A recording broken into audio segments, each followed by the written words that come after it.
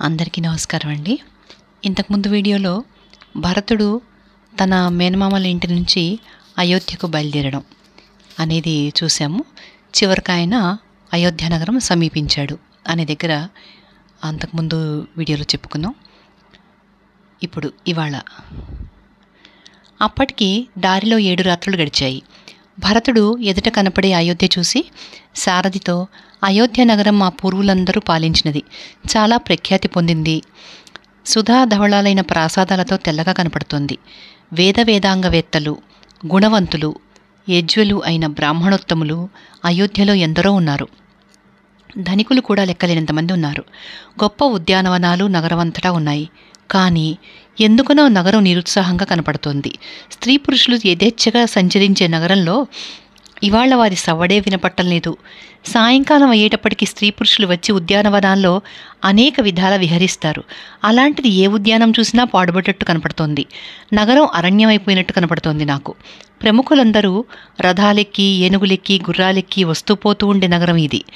అలాంటి వారు ఒకరూ కనపడరు. ఉద్యానవనాలలో మునుపు కోయిలలు, చిలకలు, పావురాలు, నెమళ్ళు మదించి కూస్తూ ఉండేవి.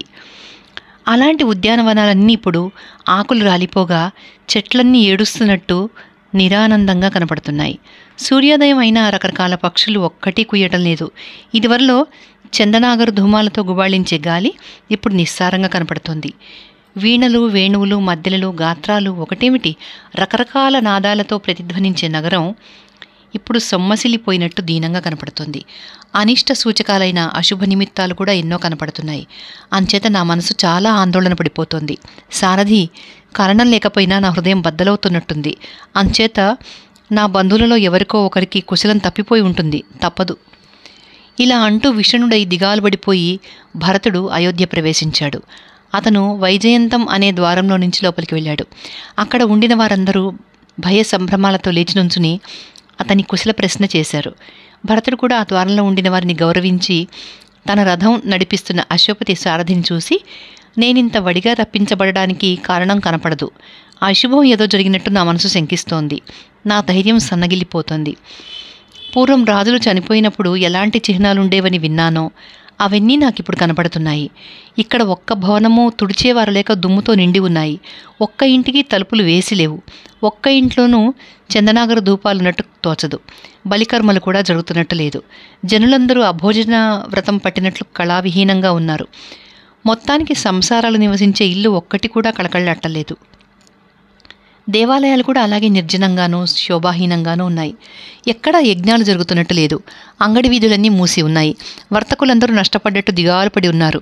స్త్రీలను చూసినా పురుషులను చూసినా ప్రతి వాళ్ల మొహము వాడిపోయి ఉంది అంటూనే రాజగృహం చేరుకున్నాడు. 72.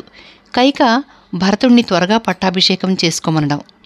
తండ్రి ఇంట తండ్రి కనపడకపోగా భరతుడు తల్లిని చూడ్డానికి తల్లి ఇంటికి వెళ్ళాడు. దూరదేశాలకు వెళ్ళి ఉండిన కొడుకును చూసి కైక బంగారపు ఆసనం మీద నుంచి ఎగిరిపడి లేచింది. ధర్మాత్ముడైన భరతుడు ఇంట్లోకి వెళ్లడంతోనే తల్లి పాదాలు కళ్ళకద్దుకున్నాడు. కైక భరతుడిని శిరస్సు ముద్దు పెట్టుకుని కౌగిలించుకుని తొడ మీద కూర్చోబెట్టుకుని లాలించి, నాయన, తాతగారి ఇల్లు విడిచాక దారిలో ఎన్ని రాత్రులు గడిచాయి? రథం మీద అతివడిగా వచ్చావు. మార్గాయాసం కలగలేదు కదా? తాత సుఖంగా ఉన్నాడా?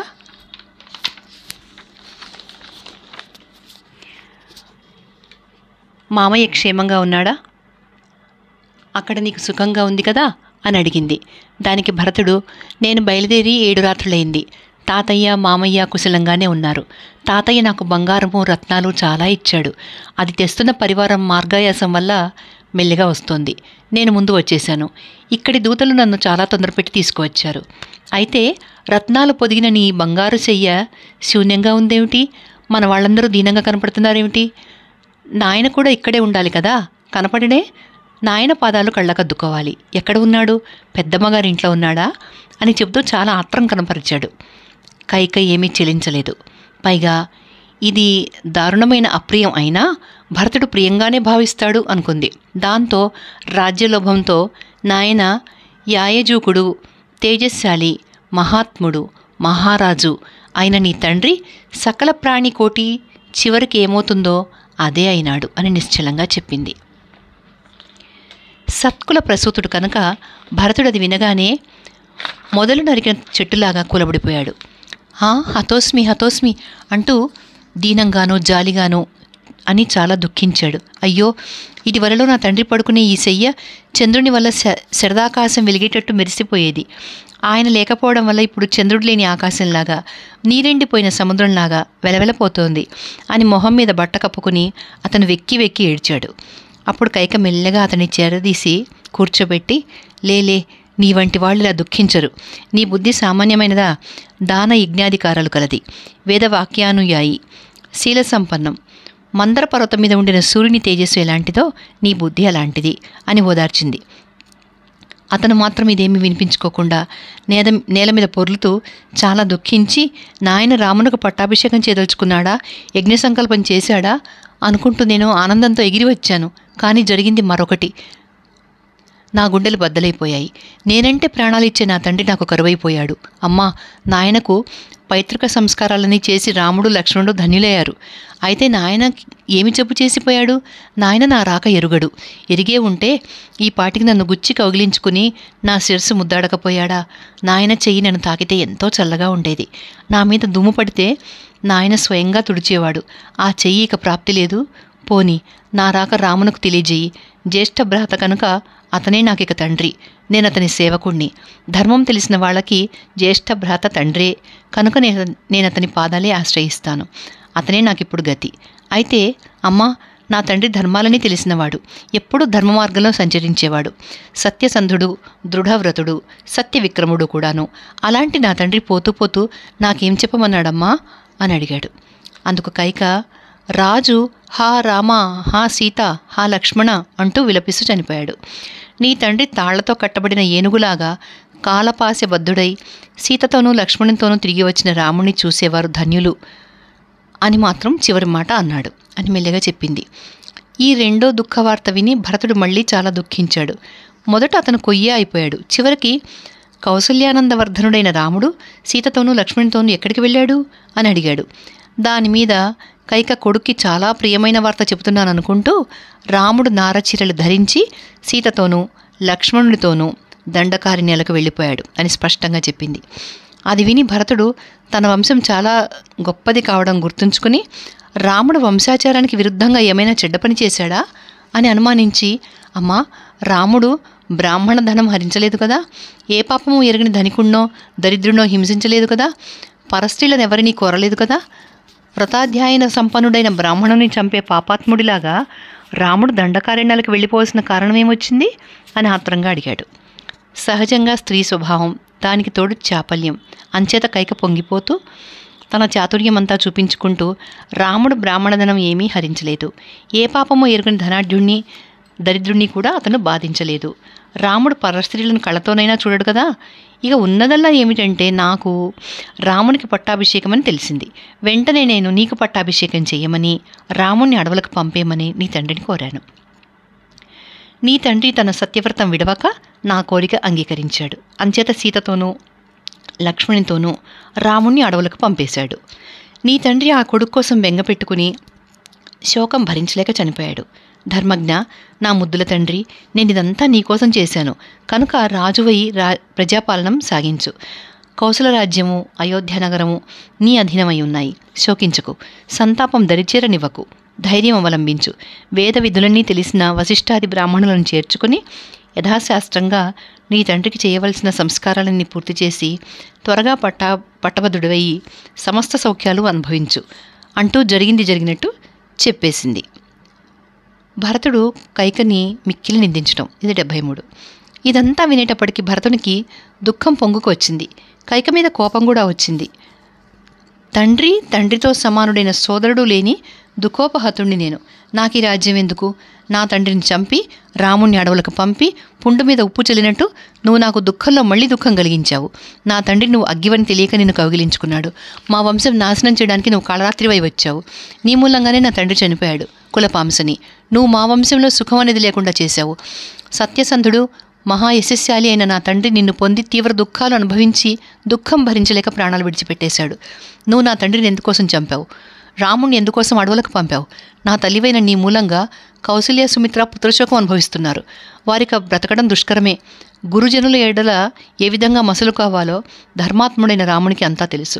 నిన్ను తన కన్నతల్లిని చూసినట్టే చూశాడు, కానీ రాముడు మరో విధంగా చూడలేదు.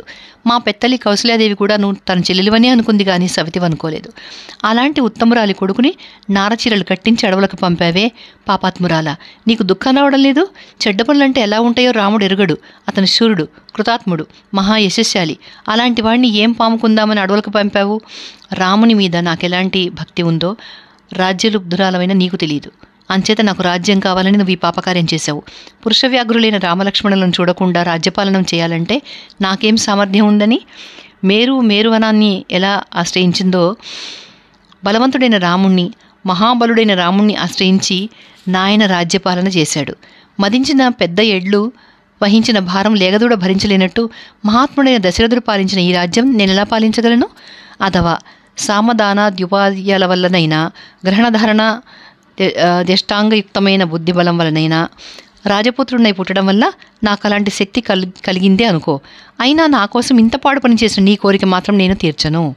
తన తల్లి మీద ఎలాంటి భక్తి ఉందో రామునకు నీ మీద అలాంటి భక్తి ఉంది కనుకనే నేను నిన్ను విడిచిపెట్టలేకుండా ఉన్నాను. పాపదర్శిని, సదాచార పరిభ్రష్ట, మా పూర్వీకులందరూ గర్హించిన ఈ దుర్వృత్తి నీకెలా కలిగింది? ఈ వంశంలో రాజ్యాధికారం ఎప్పుడూ జ్యేష్ఠులే నిర్వహించుకుంటున్నారు. తక్కిన వారందరూ ఆ జ్యేష్ఠుడిని అనుసరించి ఉండవలసిందే. క్రూరురాలా, నువ్వు రాజధర్మం గుర్తించి దానవు కావు. రాజుల సాంప్రదాయాలు కూడా నువ్వు ఎరుగవు. లోకంలో ప్రతి రామవంశంలోనూ జ్యేష్ఠుడు రాజ్యాధికారి అయ్యే ఆచారమే ఉంది. మా ఇక్ష్వాకువంశంలో ఇది తూచాలు తప్పకుండా అనుష్ఠించబడుతుంది. ధర్మైక రక్షాపరాయణులు, కులీనులు, సదాచార సంపన్నులు అయిన మా ఇక్ష్వాకు వంశీయుల చారిత్ర శౌండీర్యం నీ వల్ల బుగ్గి అయిపోయింది. నీ పుట్టింటివారు సదాచార సంపన్నులే. వారి వంశంలోనూ జ్యేష్ఠునిదే రాజ్యాధికారం. అలాంటి వంశంలో పుట్టిన నీకు ఇలాంటి దుర్బుద్ధి ఎలా వచ్చింది? పాపనిశ్చయురాలా, నువ్వు నాకు ప్రాణాంతకమైన దుఃఖం కలిగించావు. నీ కోరిక మాత్రం నేను తీర్చను. ఇదిగో, నేను నిన్ను ఏడిపించడానికి వనవాసం మాన్పించి సర్వజన ప్రియుడైన రాముణ్ణి ఇక్కడికి తీసుకొస్తాను. రాముని తీసుకురావడమే కాదు, అతను రాజ్యం ఏలుతూ ఉండగా త్రికరణయ నేను అతనికి భృత్యుణ్ణై ఉంటాను. ఇలా అంటూ అప్రియ వాక్యాలతో కైకను దుఃఖపెడుతూ భరతుడు శోకాతుడై ఉండి కూడా పర్వత గుహలో ఉన్న సింహంలాగా సింహనాదం చేశాడు. 74. కామధేనుని దర్శనం చూపించి భరతుడు కైకను మరీ నిందించడం. భరతునికి శోకం తగ్గలేదు. అందువల్ల రోషం మరీ పెరిగిపోయింది. దాంతో మరీ మండిపడి అతనిలా ప్రారంభించాడు. పతిఘాతిని, నీ మూలాన నా తండ్రి చనిపోయాడు. పరమధార్మికుడైన రాముడు అడవిపాలైపోయాడు. వారిద్దరూ నేనే విధంగా ఆయన దూషించారా? కైక, ఈ విధంగా మా కులం నాశనం చేయడం వల్ల నువ్వు భ్రూణహత్యా మహాపాతకురాలవైపోయావు. నువ్వు నరకానికి పోతావు, కానీ నా తండ్రి ఉన్న చోటికి పోలేవు. సర్వలోక ప్రియుడైన రాముడిని అడవికి పంపి నువ్వు ఇలాంటి పాపం చేయడం వల్ల నాకు భయంగా ఉంది. నీ వల్ల నాకు లోకంలో హద్దులేని అపకీర్తి కూడా కలిగింది. తల్లి రూపాన ఉన్న నువ్వు నా శత్రువువి. నృశంసురాలా, రాజ్యకాముకురాలా, నాతో మాట్లాడకు. కులదూషణమైన నీ మూలాన నా తల్లులు కౌసల్య, సుమిత్ర ఇంకా అనేక మంది ఘోర దుఃఖం పాలైపోయారు. ధర్మాత్ముడైన అశ్వపతి కూతురు కావు నువ్వు. ఆ మహారాజు వంశం కూడా పాడు చేయడానికి పుట్టిన రాక్షసివి నువ్వు.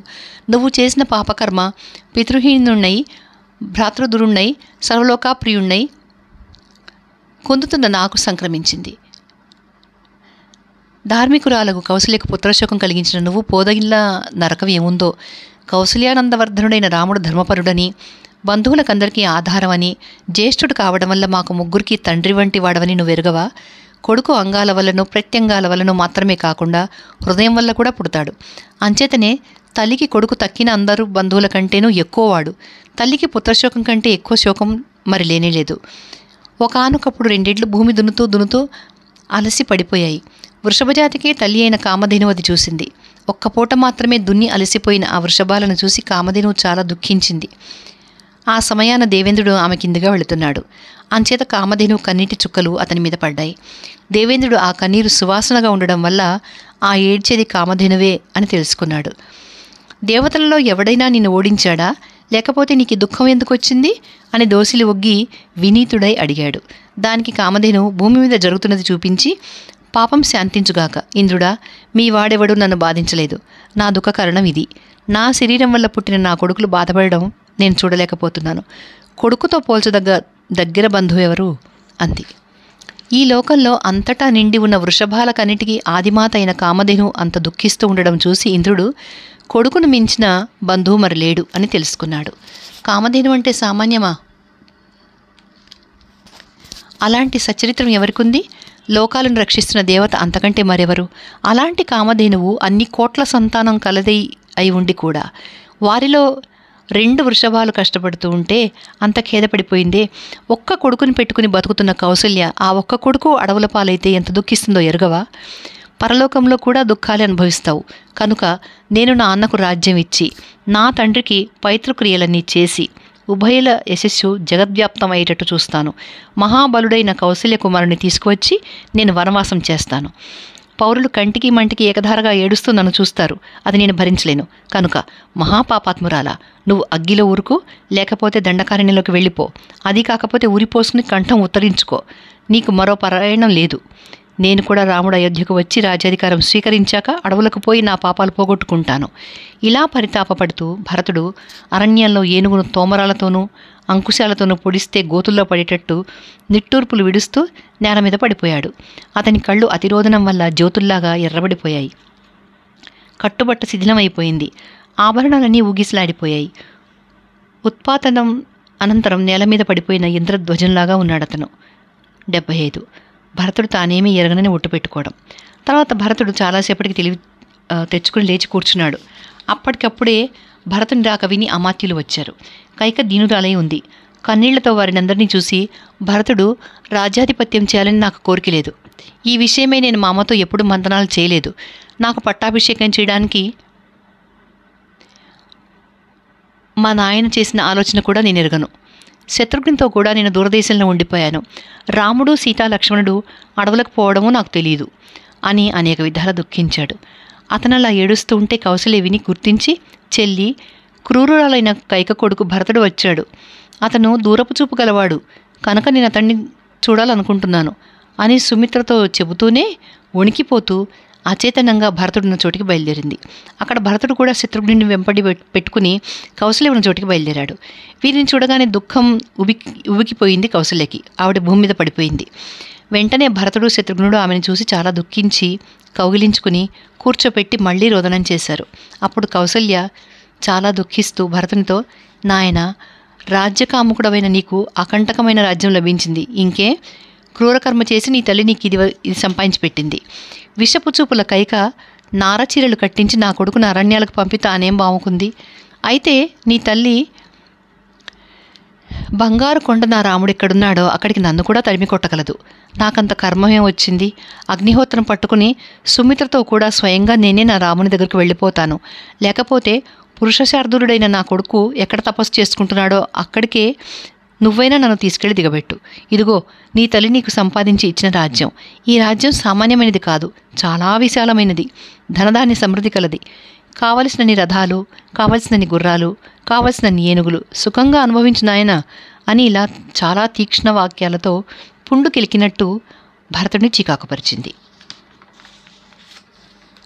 అప్పుడు భరతుడు గోల పెడుతూ ఆవిడ పాదాల మీద పడి కొంతసేపటికి చేతులు జోడించుకుని ఇలా అన్నాడు, అమ్మా, ఏ పాపమో ఎరుగని నన్నిలా దూషించడం ధర్మమేనా? రాముని మీద నాకెంత స్థిరమైన ప్రీతి ఉందో నువ్వు ఎరగవు. ఇంతకీ ఒక్కటి చెప్తాను విను. సత్యసంధుడు, సత్పురుషులలో ఉత్తముడు అయిన అన్నయ్యను అడవులకు పంపడానికి ఎవడంగీకరించాడో వాడికి శాస్త్ర జ్ఞానం వల్ల నిశితమైన బుద్ధి లేకుండా పోవాలి. అన్నయ్యను అడవులకు పంపడానికి ఎవడు అంగీకరించాడో వాడు చాలా పాపాత్ములైన వారికి భృత్యుడై పడి ఉండాలి. సూర్యాభిముఖంగా మూత్రపురీషాలు విడిస్తే వచ్చే పాపం అనుభవించాలి. నిద్రలో ఉన్న ఆవును తనితే ఏం పాపం వస్తుందో అది మూట కట్టుకోవాలి. అన్నయ్యను అడవులకు పంపడానికి అంగీకరించిన వాడికి భృత్యుని చేత చాలా పెద్ద పనులెన్నో చేయించుకుని వాడికి డబ్బు ఇవ్వకుండా ఉండేవాడికి కలిగే పాపం కలగాలి. అన్నయ్యను అడవులకు పంపడానికి అంగీకరించిన వాడికి జనులను కన్నబిడ్డలుగా చూసుకుంటూ రాజ్యపాలనం చేసే రాజుకు ద్రోహం చేస్తే ఏం పాపం కలుగుతుందో ఆ పాపం కలగాలి. అన్నయ్యను అడవులకు పంపడానికి అంగీకరించిన వాడికి పండిన పంటలో 6వ భాగం వసూలు చేస్తూ ప్రజలను కష్టపెట్టే రాజు ఏ దుర్గతి అనుభవిస్తాడో ఆ దుర్గతి కలగాలి. అన్నయ్యను అడవులకు పంపడానికి అంగీకరించిన వాడికి తపస్సులైన ఋత్విక్కులకు యజ్ఞంలో భూరి దక్షిణలు ఇస్తానని నమ్మించి తర్వాత ఏమీ ఇవ్వని వాడికి ఏ పాపం చుట్టుకుంటుందో అది చుట్టుకోవాలి. అన్నయ్యను అడవికి పంపడానికి అంగీకరించిన వాడికి రథాలు, గుర్రాలు, ఏనుగులు ఎక్కి ఇరు తెగల వారు శస్త్రాస్త్రాలతో సంకుల సమరం చేసేటప్పుడు శౌర్యం విడిచి పారిపోయేవాడికి ఏ పాపం తటస్థిస్తుందో అది తటస్థించాలి. అన్నయ్యను అడవులకు పంపడానికి అంగీకరించేవాడికి ప్రయత్నపూర్వకంగా గురువు ఉపదేశించిన శాస్త్ర రహస్యాలు మరపు రావాలి. అన్నయ్యను అడవులకు పంపడానికి అంగీకరించిన వాడికి మహాబాహుడు, మహోరస్కుడు, సూర్యచంద్రులతో సాటి వచ్చేవాడు అయిన రాముడు రత్నసింహాసనం అధిష్ఠించి ప్రజాపాలన చేస్తూ ఉంటే కన్నుల పండుగ చూసే అదృష్టం పట్టకుండా పోవాలి. అన్నయ్యను అడవులకు పంపడానికి అంగీకరించిన వాడికి పాయసము, తిలోదనము, మేక మాంసంతో చేసిన పదార్థాలు దేవతలకు నివేదన చేయకుండాను, పితృదేవతలను స్మరించకుండాను, అతిథులకు పెట్టకుండాను తీరి కూర్చుని తాను మాత్రమే తినేవాడికి కలిగే పాపము, గురువులకు ప్రత్యుత్థానము, నమస్కారాలు మొదలైన సన్మానం చేయని శిష్యునకు కలిగే పాపము కలగాలి. అన్నయ్యను అడవులకు పంపడానికి అంగీకరించిన వాడికి ఆవులను కాళ్లతో తన్నేవాడికి, గురువులను స్వయంగా నిందించేవాడికి, మిత్రద్రోహం చేసేవాడికి సంభవించే ఘోర పాపాలు సంభవించాలి. అన్నయ్యను అడవులకు పంపడానికి అంగీకరించిన వాడికి తనను నమ్మి రహస్యం సుమా అని నిర్దేశిస్తూ తనకు కలిగిన అపవాదు చెప్పుకుంటే అది వెల్లడి చేసిన వానికి ఏ పాపం కలుగుతుందో అది కలగాలి. అన్నయ్యను అడవులకు పంపడానికి అంగీకరించిన వాడికి ఉపకారం పొంది ప్రత్యుపకారం చేయనివానికి, ఒకరు చేసిన మేలు మరిచిపోయేవానికి కలిగే పాపము, సత్పురుషుల చేత బహిష్కరించబడ్డవానికి అయినా సిగ్గులేక నిశ్చింతగా తిరిగేవానికి కలిగే పాపం కలగాలి. అన్నయ్యను అడవులకు పంపడానికి అంగీకరించిన వానికి పెళ్ళాం బిడ్డలు, బంధువులు, మృత్యులు ఇంటి నిండా ఉండగా తానొక్కడే పంచభక్ష పరమాణాలు భుజించేవానికి సిద్ధించే ఘోర పాపం సిద్ధించాలి. అన్నయ్యను అడవులకు పంపడానికి అంగీకరించిన వానికి మంచి భార్యను సంపాదించుకోకుండా, సత్సంతానం కనకుండా, ధర్మకార్యాలేవి చేయకుండా చచ్చిపోయేవానికి ఏ దుర్గతి కలుగుతుందో ఆ దుర్గతి కలగాలి. అన్నయ్యను అడవులకు పంపడానికి అంగీకరించిన వానికి తన భార్య యందు సంతానం కలగకుండా పోవాలి. అకాల మరణం కూడా సంభవించాలి.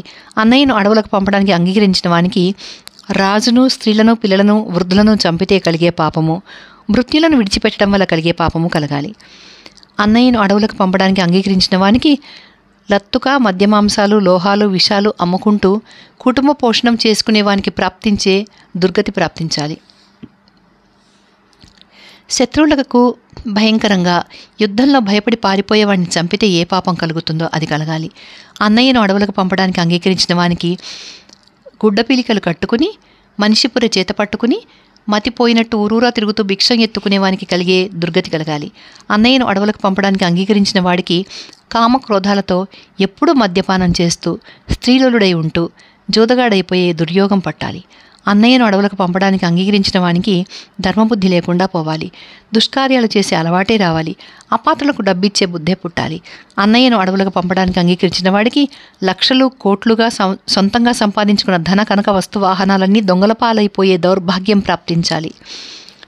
అన్నయ్యను అడవులకు పంపడానికి అంగీకరించిన వాడికి సూర్యోదయం అయ్యేటప్పుడు, సూర్యాస్తమయం అయ్యేటప్పుడు నిద్రించేవాడికి ఏ పాపం కలుగుతుందో ఆ పాపం కలగాలి. అన్నయ్యను అడవులకు పంపడానికి అంగీకరించిన వాడికి ఇళ్ళు తగలబెట్టేవాడికి వచ్చే పాపము, గురు భార్య సంగమం చేసేవాడికి వచ్చే పాపము, మిత్రద్రోహికి వచ్చే పాపము రావాలి. అన్నయ్యను అడవులకు పంపడానికి అంగీకరించిన వాడికి దేవతలకు, పితృదేవతలకు పూజ చేయని వాడికి, తల్లిదండ్రులకు సేవ చేయని వానికి కలిగే పాపం కలగాలి. అన్నయ్యను అడవులకు పంపడానికి అంగీకరించిన వాడికి సజ్జన సాంగత్యం లేకుండా పోవాలి. సత్పురుషులు మెచ్చుకునే కీర్తి రాకుండా పోవాలి. సజ్జనులు అంగీకరించే కార్యాలు చేయడానికి బుద్ధి పుట్టకుండా పోవాలి. అన్నయ్యను అడవులకు పంపడానికి అంగీకరించిన వాడికి మాతృ శుశ్రూష చేసే అదృష్టం లేకుండా పోవాలి. అన్నయ్యను అడవులకు పంపడానికి అంగీకరించిన వాడికి లేమరికం రావాలి.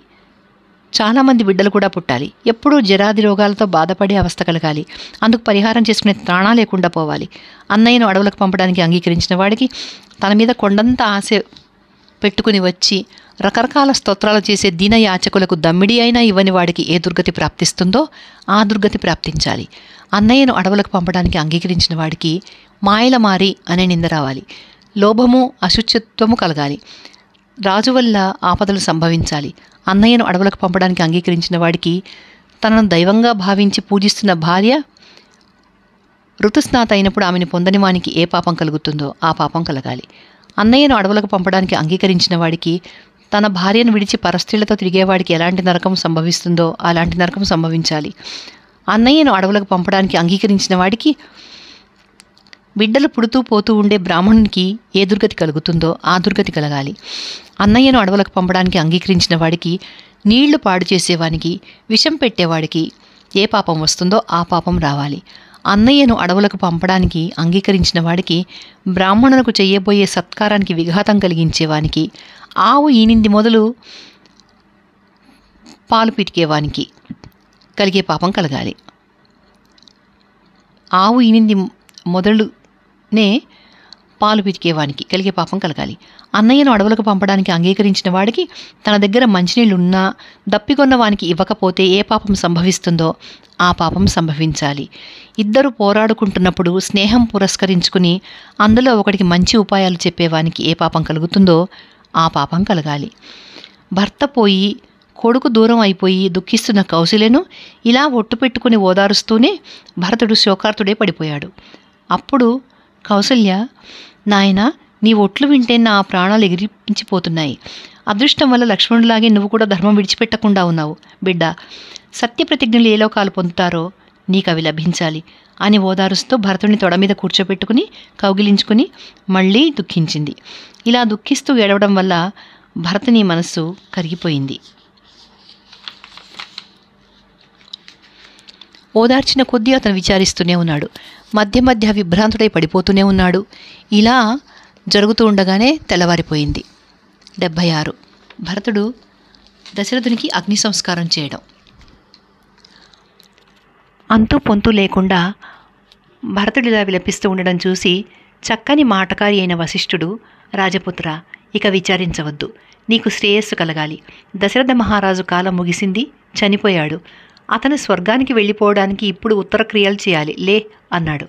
ఆ మాట విని భరతుడు ధైర్యం తెచ్చుకుని చేయవలసినవన్నీ చేశాడు. అతను ముందుగా దశరథుని కళేబరం తైలద్రోణిలో నుంచి తీసి నేల మీద పడుకోబెట్టాడు. తర్వాత నవరత్నాలు పొదిగిన మంచం మీద పడుకోబెట్టాడు. దశరథుని మొహం పసుపచ్చగా నిద్రపోతున్న వాని మొహంలాగా ఉంది. అప్పుడు భరతుడు, రాజేంద్ర, దూరదేశాల్లో ఉండిన నేను రాకుండా రామలక్ష్మణులను అడవులకు పంపి నువ్వు ఇలా చేయవలసిన అగత్యం ఏమొచ్చింది? రాముడు లేకపోవడం వల్ల దుఃఖిస్తున్న మమ్ము విడిచి నువ్వెక్కడికి వెళతావు? నువ్వు స్వర్గానికి వెళ్ళిపోతున్నావు.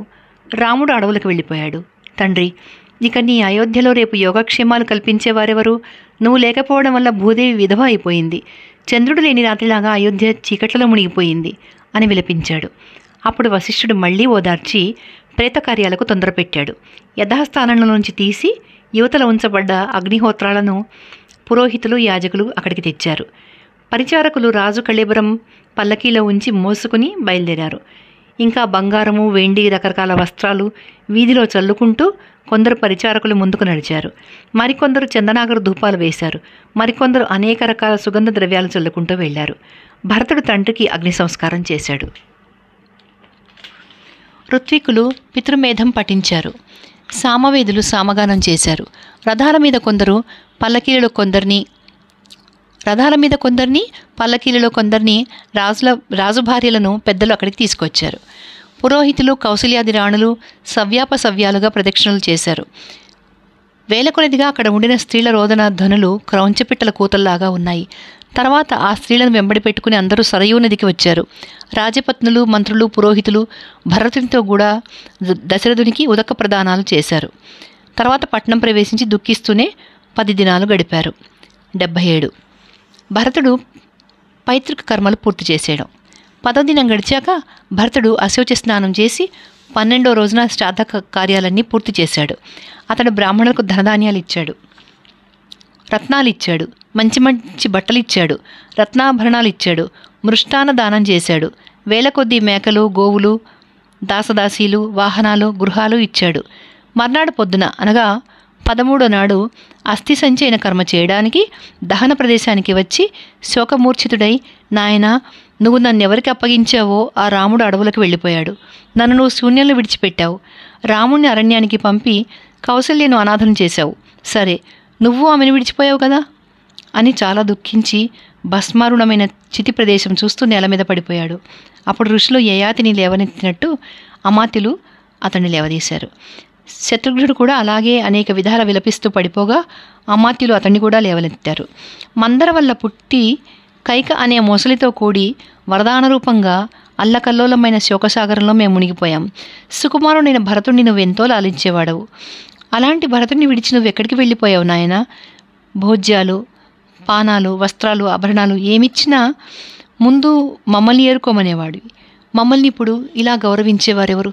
ధర్మజ్ఞుడివైన నువ్వు లేనందున ఈ భూమి బద్దలవకపోవడం చూస్తే ప్రళయకాలంలో కూడా ఇది ఇలాగే ఉంటుందని తోస్తోంది. తండ్రి చనిపోయాడు, రాముడు అడవికి వెళ్ళిపోయాడు. మేము ఇక బతకలేము. మేము కూడా అగ్నిలో ఉరుకుతాము. తండ్రి అన్నా కూడా లేని అయోధ్య మాకెందుకు? మేము కూడా ఇక అరణ్యాలకే పోతాము అని భరతుడు శత్రుఘ్నుడు చాలాసేపు ఏడ్చారు. అది చూసి వెంట వెళ్ళిన వారు కూడా చాలా వగచారు. అప్పుడు భరతుడు శత్రుఘ్నుడు విలపించి కొమ్ములు తిరిగిన వృషభాలలాగా నేల మీద పడిపోయారు. అప్పుడు సర్వజ్ఞుడైన వశిష్ఠుడు భరతుడిని లేవనెత్తి, ప్రభు, నీ తండ్రి చనిపోయి ఇది 13వ దినం. అస్థి సంచయనం చేయాలి. నువ్వు ఇలా విచారిస్తూ కూర్చుంటేలా? ఆకలి దప్పులు, శోకమోహాలు, జరామరణాలు, ఈ 3 ద్వంద్వాలు ఎచ్చుతక్కువ లేకుండా ప్రాణులందరికీ ఉండేవే. వీటి కోసం నీ వంటి వాడిలా విచారించకూడదు అని ఓదార్చాడు. సుమంత్రుడు శత్రుఘ్నుని లేవనెత్తి ఇలాగే జనన మరణ రహస్యాలు చెప్పి ఓదార్చాడు. అప్పుడు భరతుడు శత్రుఘ్నుడు వర్షాతప క్లిన్నాలైన ఇంద్రధ్వజాల్లాగా ఉన్నారు. అంతటా మంత్రులు వారి చేత తక్కిన పనులన్నీ పూర్తి చేయించారు. 78. శత్రుఘ్నుడు మందరను ఈడ్చుకుపోవడం. ఇదంతా ముగిశాక భరతుడు రాముని దగ్గరికి వెళ్ళడానికి ఉద్యుక్తుడయ్యాడు. అప్పుడు శత్రుఘ్నుడు అతని చూసి, సర్వభూతాలకు దుఃఖం కలిగినా పోగొట్టగలడు రాముడు, తనకే తగిలితే పోగొట్టుకోలేడు. సత్యసంపన్నుడైన అలాంటి రాముడు ఒక స్త్రీ వల్ల ప్రవాస శిక్షకు పాల్పడ్డాడు. లక్ష్మణుడైనా బలశాలి మహాపరాక్రమవంతుడు కదా, తండ్రిని నిగ్రహించి రాముడిని ఎందుకు విడిపించలేదు? ఉన్న దోషం ఏమిటంటే మంచి చెడ్డ ఆలోచించి ఆడదాని చేత చిక్కి ఉండి చెడ్డ పనులు చేస్తున్న రాజును అంతకుముందే నిగ్రహించి ఉండకపోవడం అంటూ మాట్లాడుతూ ఉండగా సర్వాభరణ భూషితురాలై మందర తూర్పు గుమ్మంలోకి వచ్చింది. అది మంచి గంధం చక్కగా పూసుకుంది, రాణులు కట్టే బట్టలు కట్టింది, రకరకాల రత్నాభరణాలతో చక్కగా అలంకరించుకుంది, చిత్రాలైన మొలనుళ్ళు కట్టుకుంది. మొత్తానికి తాడు కట్టిన కోతిలాగా ఉంది. ద్వారపాలకులు దాన్ని చూసి పాపిష్టిముండా అంటూ పట్టుకుని తీసుకువెళ్ళి శత్రుఘ్నునికి రాముణ్ణి అడవులకు పంపేయడానికి, మహారాజు చనిపోవడానికి కారకురాలు ఈ పాపాత్మురాలే, దీనేం చేస్తావో చెయ్యి అని చెప్పి అప్పగించారు. శత్రుఘ్నుడు అది విని, మా నాయనకు మా అన్నదమ్ములకు ఇంత తీవ్ర దుఃఖం కలిగించినందుకు ఇది తగిన ఫలం అనుభవిస్తుందిలే అంటూ దాన్ని పట్టుకున్నాడు. దానిమీద మందర ఇల్లెగిరిపోయేటట్టుగా ఏడుపు సాగించగా దాని చెలికత్తెలు క్రోధ తామ్రాక్షుడై ఉండిన శత్రుఘ్నుడిని చూసి భయపడి ఈ సంరంభం చూడగా, శత్రుఘ్నుడు మనందరినీ వరుసపెట్టి కాజేసేటట్టే ఉన్నాడు, ఇక్కడ ఉంటే మాట దక్కదు, వెళ్ళి కౌసల్యాదేవిని శరణు పొందుదాం, ఆమె వదాన్యురాలు, దయకలది, మంచి ఇల్లాలని పేరుపడ్డ ధర్మజ్ఞురాలు కూడాను అనుకుంటూ తలోదారిన పారిపోయారు. తర్వాత శత్రుఘ్నుడు నేల మీద పడేసి దాన్ని జుట్టు పట్టుకుని ఈడ్చుకొని పోయాడు. ఆ ఈడ్చుకుని పోవడంలో దాని నగలు కొన్ని ఇంట్లో అక్కడక్కడ రాలిపోయాయి. ఆ వస్తువులతో ఆ ఇల్లు శరద్రాత్రి వేళ ఆకాశం మెరిసేటట్టుగా మెరిసిపోయింది. ఆ సంగతి విని ఇంతలో దాన్ని విడిపిద్దామని కైక చక్కగా వచ్చింది. ఆమెను చూసేటప్పటికి అతనికి అరికాలి మంట నెత్తికెక్కింది. దాంతో కైకను కూడా చాలా కఠినంగా మాట్లాడి గదిమాడు. అందుకు భయపడి దుఃఖపడి కైక కొడుకుని శరణు వచ్చింది. తల్లిని చూసి భరతుడు క్రుద్ధుడై ఉండిన శత్రుఘ్నునితో, స్త్రీలను ఎవరూ చంపకూడదు, క్షమించు, రాముడు నన్ను మాతృఘాతకుడవు అని నిందించి తిరస్కరిస్తాడని భయపడి ఊరుకున్నాను, కానీ లేకపోతే నేను పాపాత్మురాలైన కైకనే చంపి ఉందును. ఈ మందరముండనైనా మనం చంపామంటే అన్నయ్య నాతోటి నీతోటి కూడా మాట్లాడడు, ఇది నిశ్చయం అన్నాడు. భరతుని మాట కడ్డు చెప్పలేక శత్రుఘ్నుడు రోషంతో ఈడ్చి విసిరేయగా మందర కైక కాళ్ళ దగ్గర పడింది. వేటకాని వల్ల తగులుకుని తన్నుకునే క్రౌంచపక్షిలాగా గిలగిల్లాడుతూ ఏడుస్తున్న మందరను కైక మెల్లగా ఓదార్చింది. 79. రాముణ్ణి తీసుకురావడానికి భరతుని ప్రయాణ సన్నాహం. 14వ నాడు తెల్లవారాక రాజోద్యోగులందరూ వచ్చి భరతునితో, మనకందరికీ తండ్రి అయిన దశరథ మహారాజు స్వర్గానికి వెళ్ళిపోయాడు. రాముణ్ణి, మహాబలశాలి అయిన లక్ష్మణుణ్ణి అడవులకు పంపేసి మరీ చనిపోయాడు మహారాజు. కనుక నువ్వు మాకు ప్రభుడవై పాలించు. రాజ్యం అనాయకం అయి ఉండినా అదృష్టవశాన జనులు ఇంతవరకు కల్లోలాలు ప్రారంభించకుండా నిశ్చలంగా ఉన్నారు. అభిషేక సంభారాలని సిద్ధం చేసుకుని అందరూ నీ కోసం ఎదురుచూస్తున్నారు. పితృపైతామహం అయిన రాజ్యం స్వీకరించి ప్రజాపాలన సాగించు అని చెప్పారు. భరతుడది విని అభిషేక సంభారాలకు ప్రదక్షిణ నమస్కారాలు చేసి రాజపురుషులతో, మా కులంలో రాజ్యాధికారం ఎప్పుడూ జ్యేష్ఠునిది, కనుక మీరు నాతో ఈ మాట చెప్పడం ధర్మం కాదు.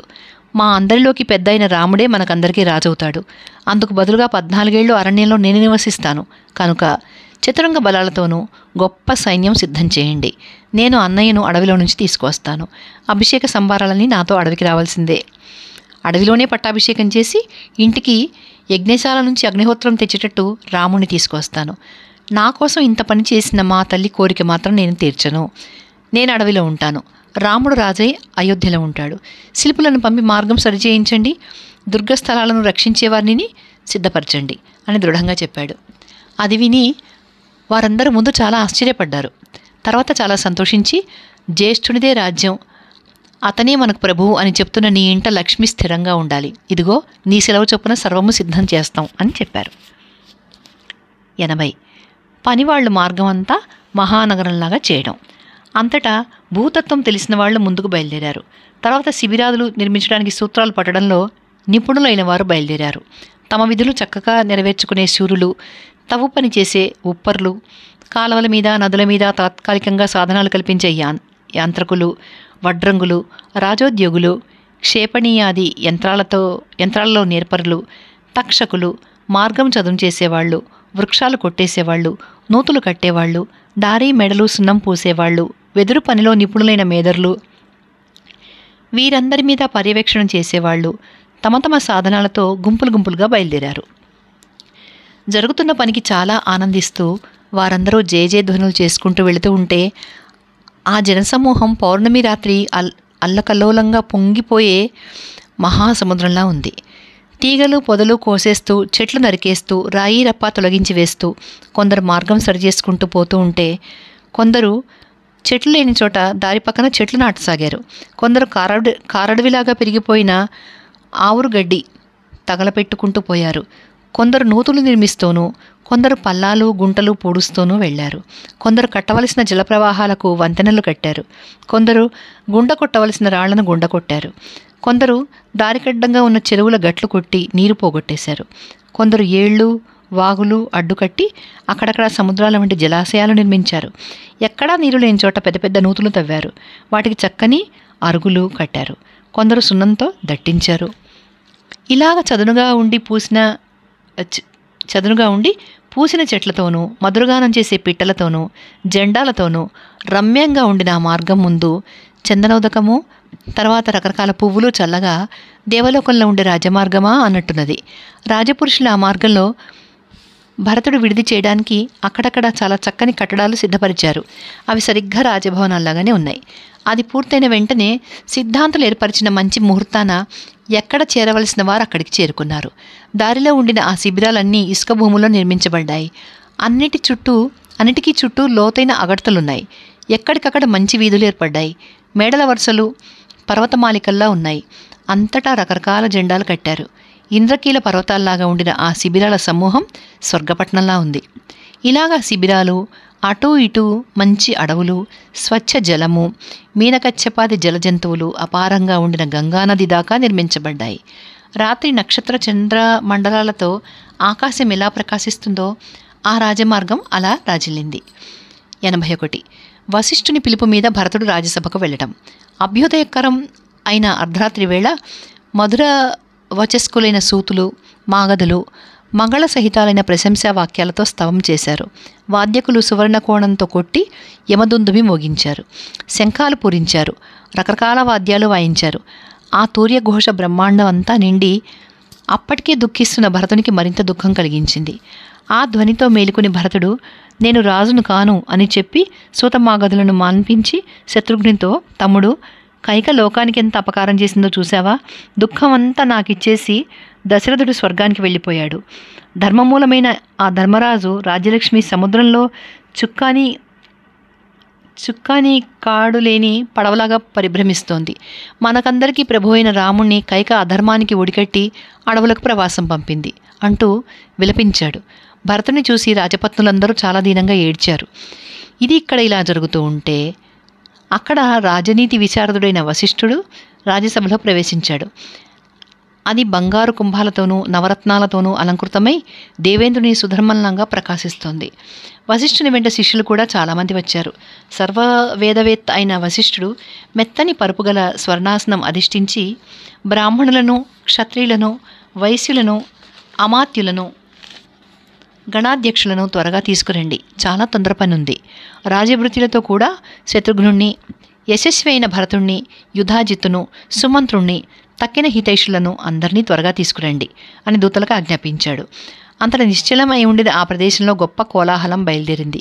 చూడగా రథాల మీద, ఏనుగుల మీద, గుర్రాల మీద ప్రముఖులందరూ ఒక్కొక్కరే వస్తున్నారు. కొంతసేపటికి భరతుడు కూడా శత్రుఘ్నుణ్ణి వెంబడి పెట్టుకుని వచ్చాడు. అతను దేవతలతో పరివేష్టితుడైన మహేంద్రుడా అన్నట్టున్నాడు. అతన్ని చూసి రాజ్యోద్యోగులు, తక్కినవారు దశరథుణ్ణి అభినందించినట్టే అభినందించారు.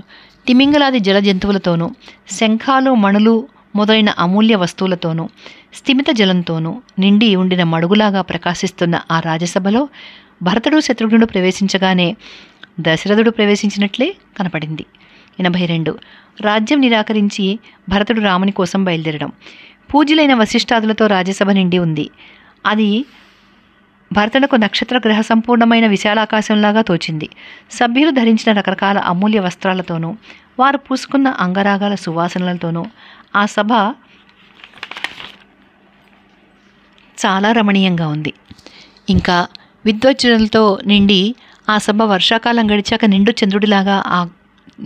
చంద్రుడు గల ఆకాశంలాగా మెరిసిపోతుంది. అప్పుడు ధర్మవేత్త అయిన వశిష్ఠుడు సామంతరాజులను, అమాత్యులను చూసి భరతునితో, నాయన, ధర్మమే నెరవేరుస్తూ దశరథుడు స్వర్గానికి వెళ్ళిపోయాడు. ధనధాన్య సమృద్ధమైన ఈ విశాల రాజ్యం నీకిచ్చి మరీ పోయాడు. సత్య ధైర్యశాలి అయిన రాముడు చంద్రుడు వెన్నెల విడిచిపెట్టినట్లు తండ్రి ఆజ్ఞ జవదాటకుండా అడవులకు వెళ్ళిపోయాడు. ఇలా నీ తండ్రి, నీ అన్నా కూడా అకంటకమైన ఈ రాజ్యం నీకు ఇచ్చారు కనుక అమాత్యులను మంచి మాట చేసుకుని నువ్వు ఈ రాజ్యం అనుభవించు. త్వరగా పట్టాభిషేకం చేసుకో. ఉత్తర దేశపు రాజులు, పశ్చిమ దేశపు రాజులు, దక్షిణ దేశపు రాజులు, తూర్పు దేశపు రాజులు, యవనులు, ద్వీపాంతర రాజులు కోట్ల కొద్ది రత్నాలు నీకు కానుకలు చెల్లిస్తారు అని చెప్పాడు. అది విని ధర్మజ్ఞుడైన భరతుడు దుఃఖించి ధర్మం కోరి రాముని తలుచుకుని సభా మధ్య కన్నీరు కారుస్తూ విలపించాడు. బ్రహ్మచర్య వ్రతనిష్ఠుడై సమస్త వేదశాస్త్రాలు క్షుణ్ణంగా అభ్యసించి ధర్మ మార్గంలో సంచరిస్తున్న రాముని రాజ్యం నా వంటి వాడు హరించగలడా? ఇంతేకాదు, దశరథునికి పుట్టినవాడు రాజ్యం హరించగలడా? ఈ రాజ్యం రాముడిది. నేను రాముని భృత్యుణ్ణి. ధర్మం చెప్పు. జ్యేష్ఠుడు, శ్రేష్ఠుడు, ధర్మాత్ముడు, దిలీప నహుషులతో తుల్యుడు అయిన రాముడే దశరథుడిలాగా రాజ్యం వెలతగ్గవాడు. అనార్యులు చేయదగ్గ ఈ పని, నరకం సిద్ధం చేసే ఈ పని నేను చేసినట్లయితే ఇక్ష్వాకు వంశానికి అపకీర్తి కలిగించిన వాడినైపోను. ఈ పాపం నా తల్లి చేసింది, నేనందుకు అంగీకరించను. నేను ఇక్కడి నుంచి అడవుల్లో ఉండిన రామునకు నమస్కారాలు చేస్తాను. నేను రాముని అనుసరించే ప్రవర్తిస్తాను. పురుషశ్రేష్ఠుడైన రాముడే కానీ మరెవరూ రాజు కాడు. కోసల దేశమే కాదు, రాముడు త్రిలోక రాజ్యాలు కూడా ఎలతగ్గవాడు అని నిష్ఠూరంగా బదులు చెప్పాడు. ధర్మబద్ధమైన ఈ మాటలు విని సభాసదులందరూ ఆనంద బాష్పాలు విడిచారు. అది చూసి భరతుడు, నేను రాముని తీసుకువస్తాను. అలా తీసుకురాలేకపోతే లక్ష్మణుడిలాగే నేను అడవులో రామునితోటే ఉండిపోతాను. సాధువులు, గుణవంతులు అయిన ఆర్యమిశ్రుల సముఖంలో రాముని తీసుకురావడానికి నేను సర్వవిధాలా ప్రయత్నిస్తాను. నేను ఇదివరకే మార్గం సరిచేయడానికి పనివాళ్లను పంపి ఉన్నాను. ఇక నేను బయలుదేరడమే తరువాయి. సుమంత్రుడా, నువ్వు త్వరగా వెళ్ళి సకలము సిద్ధం చేయించు. చతురంగ బలాలు కూడా బయలుదేరాలి అని చెప్పాడు. అది విని అందరూ చాలా సంతోషించారు. రాముని తీసుకురావడానికి తాము కూడా అడవులకు వెళ్ళవలసి వచ్చినందుకు సేనాధిపతులు చాలా ఆనందించారు. నిమిషంలో ఇది పట్టణం అంతా పాకింది. యోధుల భార్యలు, అందరూ త్వరగా బయలుదేరి వెళ్ళండి అని తమ భర్తలను చాలా తొందర పెట్టారు. వెంటనే సేనాధిపతులు సేన అంతా గుర్రాల మీద, ఏనుగుల మీద, రథాల మీద, అతి వడిగా వెళ్లే ఎడ్లబళ్ల మీద వచ్చేటట్టు ఆజ్ఞాపించి తాము కూడా సర్వం సిద్ధం అయినారు. ఈ సంగతి తెలిసి వశిష్ఠునితో మాట్లాడుతున్న భరతుడు తన రథం సుమంత్రుని చేత తెప్పించుకుని అందరినీ బయలుదేరమను అని చెప్పాడు. ఈ మాట విని సుమంత్రుడు చాలా సంతోషించి సైన్యము, సేనాధిపతులు, అమాత్యులు, సామంతరాజులు, పౌర ప్రముఖులు, బ్రాహ్మణులు, వైశ్యులు, క్షత్రియులు వివిధ వాహనాల మీద బయలుదేరేట్టుగా చేశాడు. 83. గంగలో భరతుడు దశరథునికి తర్పణం చేయడం. తర్వాత గొప్ప రథం ఎక్కి భరతుడు రాముని తీసుకురావడానికి ఉషాకాలంలోనే బయలుదేరాడు. మంత్రులు, పురోహితులు సూర్యరథాల వంటి రథాలెక్కి భరతునికి ముందు వెళ్లారు. 9,000 ఏనుగుల మీద, 60,000 రథాల మీద, 1,00,000 గుర్రాల మీద వివిధ ఆయుధాలు ధరించిన యోధులు భరతుని వెంట వెళ్లారు. తమకు తగిన వాహనాలెక్కి కైక, కౌసల్య, సుమిత్ర కూడా రాముడు తిరిగి వస్తాడన్న ఆనందంతో బయలుదేరారు. కొందరు పెద్ద మనుషులు రాముణ్ణి, లక్ష్మణుణ్ణి చూడడానికి వారి కథలే చెప్పుకుంటూ బయలుదేరారు. నీలమేఘశ్యాముడు, మహాబాహుడు, స్థిర సత్యుడు, దృఢవ్రతుడు, జగచ్చోకనాశకుడు అయిన రాముణ్ణి ఎప్పుడు చూస్తామో. సూర్యుడు ఉదయించగానే చీకట్లని తొలగిపోయేటట్టు రాముడు మన కంటపడగానే మన దుఃఖం పోతుంది అని చెప్పుకుంటూ ఆనందాతిరేకంతో వారొకరినొకరు కౌగిలించుకుంటూ ప్రయాణం సాగించారు.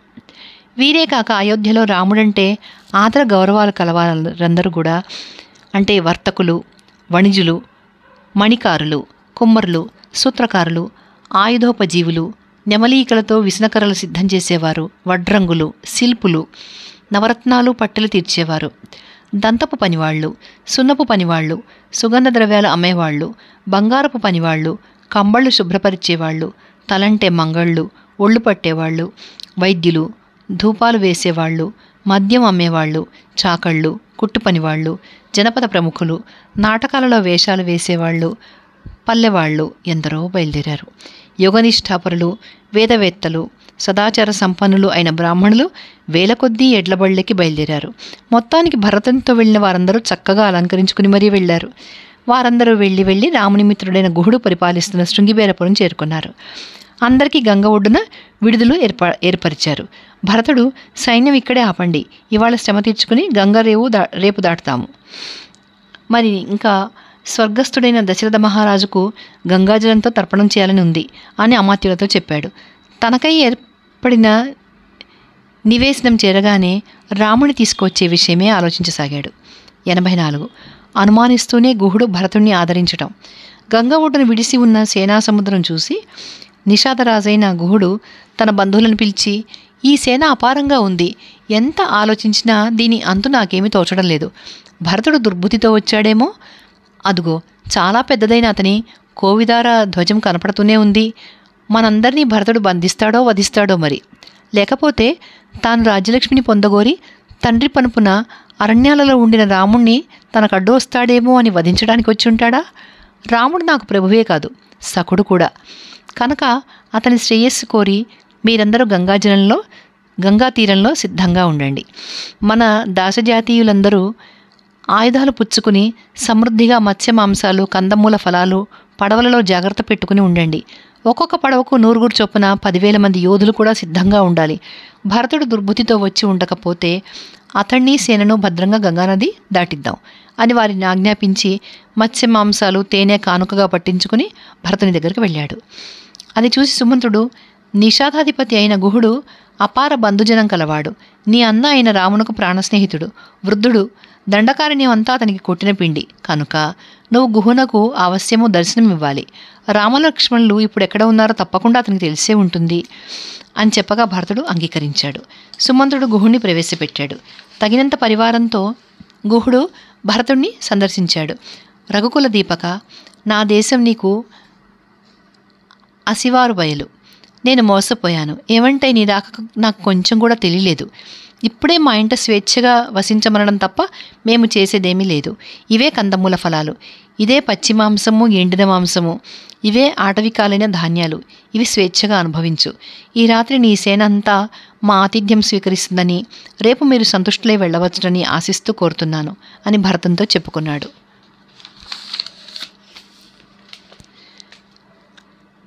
85 గుహుడు భరతుని నమ్మి ఆతిథ్యం ఇవ్వడం.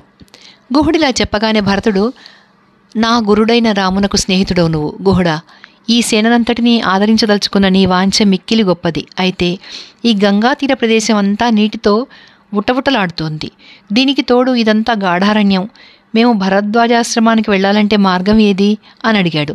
దానికి అడవిదారులన్నీ బాగా తెలిసి ఉండిన గుహుడు దోసిలి ఒగ్గి, భరత, నా పరివారం అంతటితోనూ నేను నీ వెంట వస్తాను. అయితే రాజపుత్ర, నాకొక్క సంశయం కలుగుతోంది. నీతో ఇంత సేన వచ్చి ఉండకపోతే ఈ సంశయం పుట్టకనే పోవును. అక్లిష్టకర్ముడైన రామునకు నువ్వు అపకారం చేయదలుచుకోలేదు కదా అని ఖచ్చితంగా అడిగేశాడు. భరతుడు ఆకాశంలాగా నిర్మల హృదయుడై ఉన్నాడు. అంచేత అతను ఇది విని, గుహుడా, నువ్వు నన్ను శంకించవలసినంత దుష్కాలం రాకుండా ఉండాలి. రాముడు నాకు అన్న మాత్రమే కాదు, పితృ సమానుడు. నేను సత్యమే చెప్తున్నాను. రాముణ్ణి మళ్ళీ అయోధ్యకు తీసుకురావడానికి నేను బయలుదేరి వచ్చాను. నువ్వు మరోలా అనుకోక్కర్లేదు అని నమ్మబలికాడు. అది విని గుహుడు సంతృష్టి పొందాడు. చాలా సంతోషించి, భరత, నువ్వు ధన్యుడవు. నీ వంటివాడు జగత్తులో మరొకడు లేడు. ఏమంటే అప్రయత్నంగా లభించిన విశాల రాజ్యం నువ్వు వదులుకుంటున్నావు. రాముడిప్పుడు చాలా నికృష్ట స్థితిలో ఉన్నాడు. అలాంటి వాడిని మళ్ళీ తీసుకురావడానికి బయలుదేరడం చాలా గొప్ప సంగతి.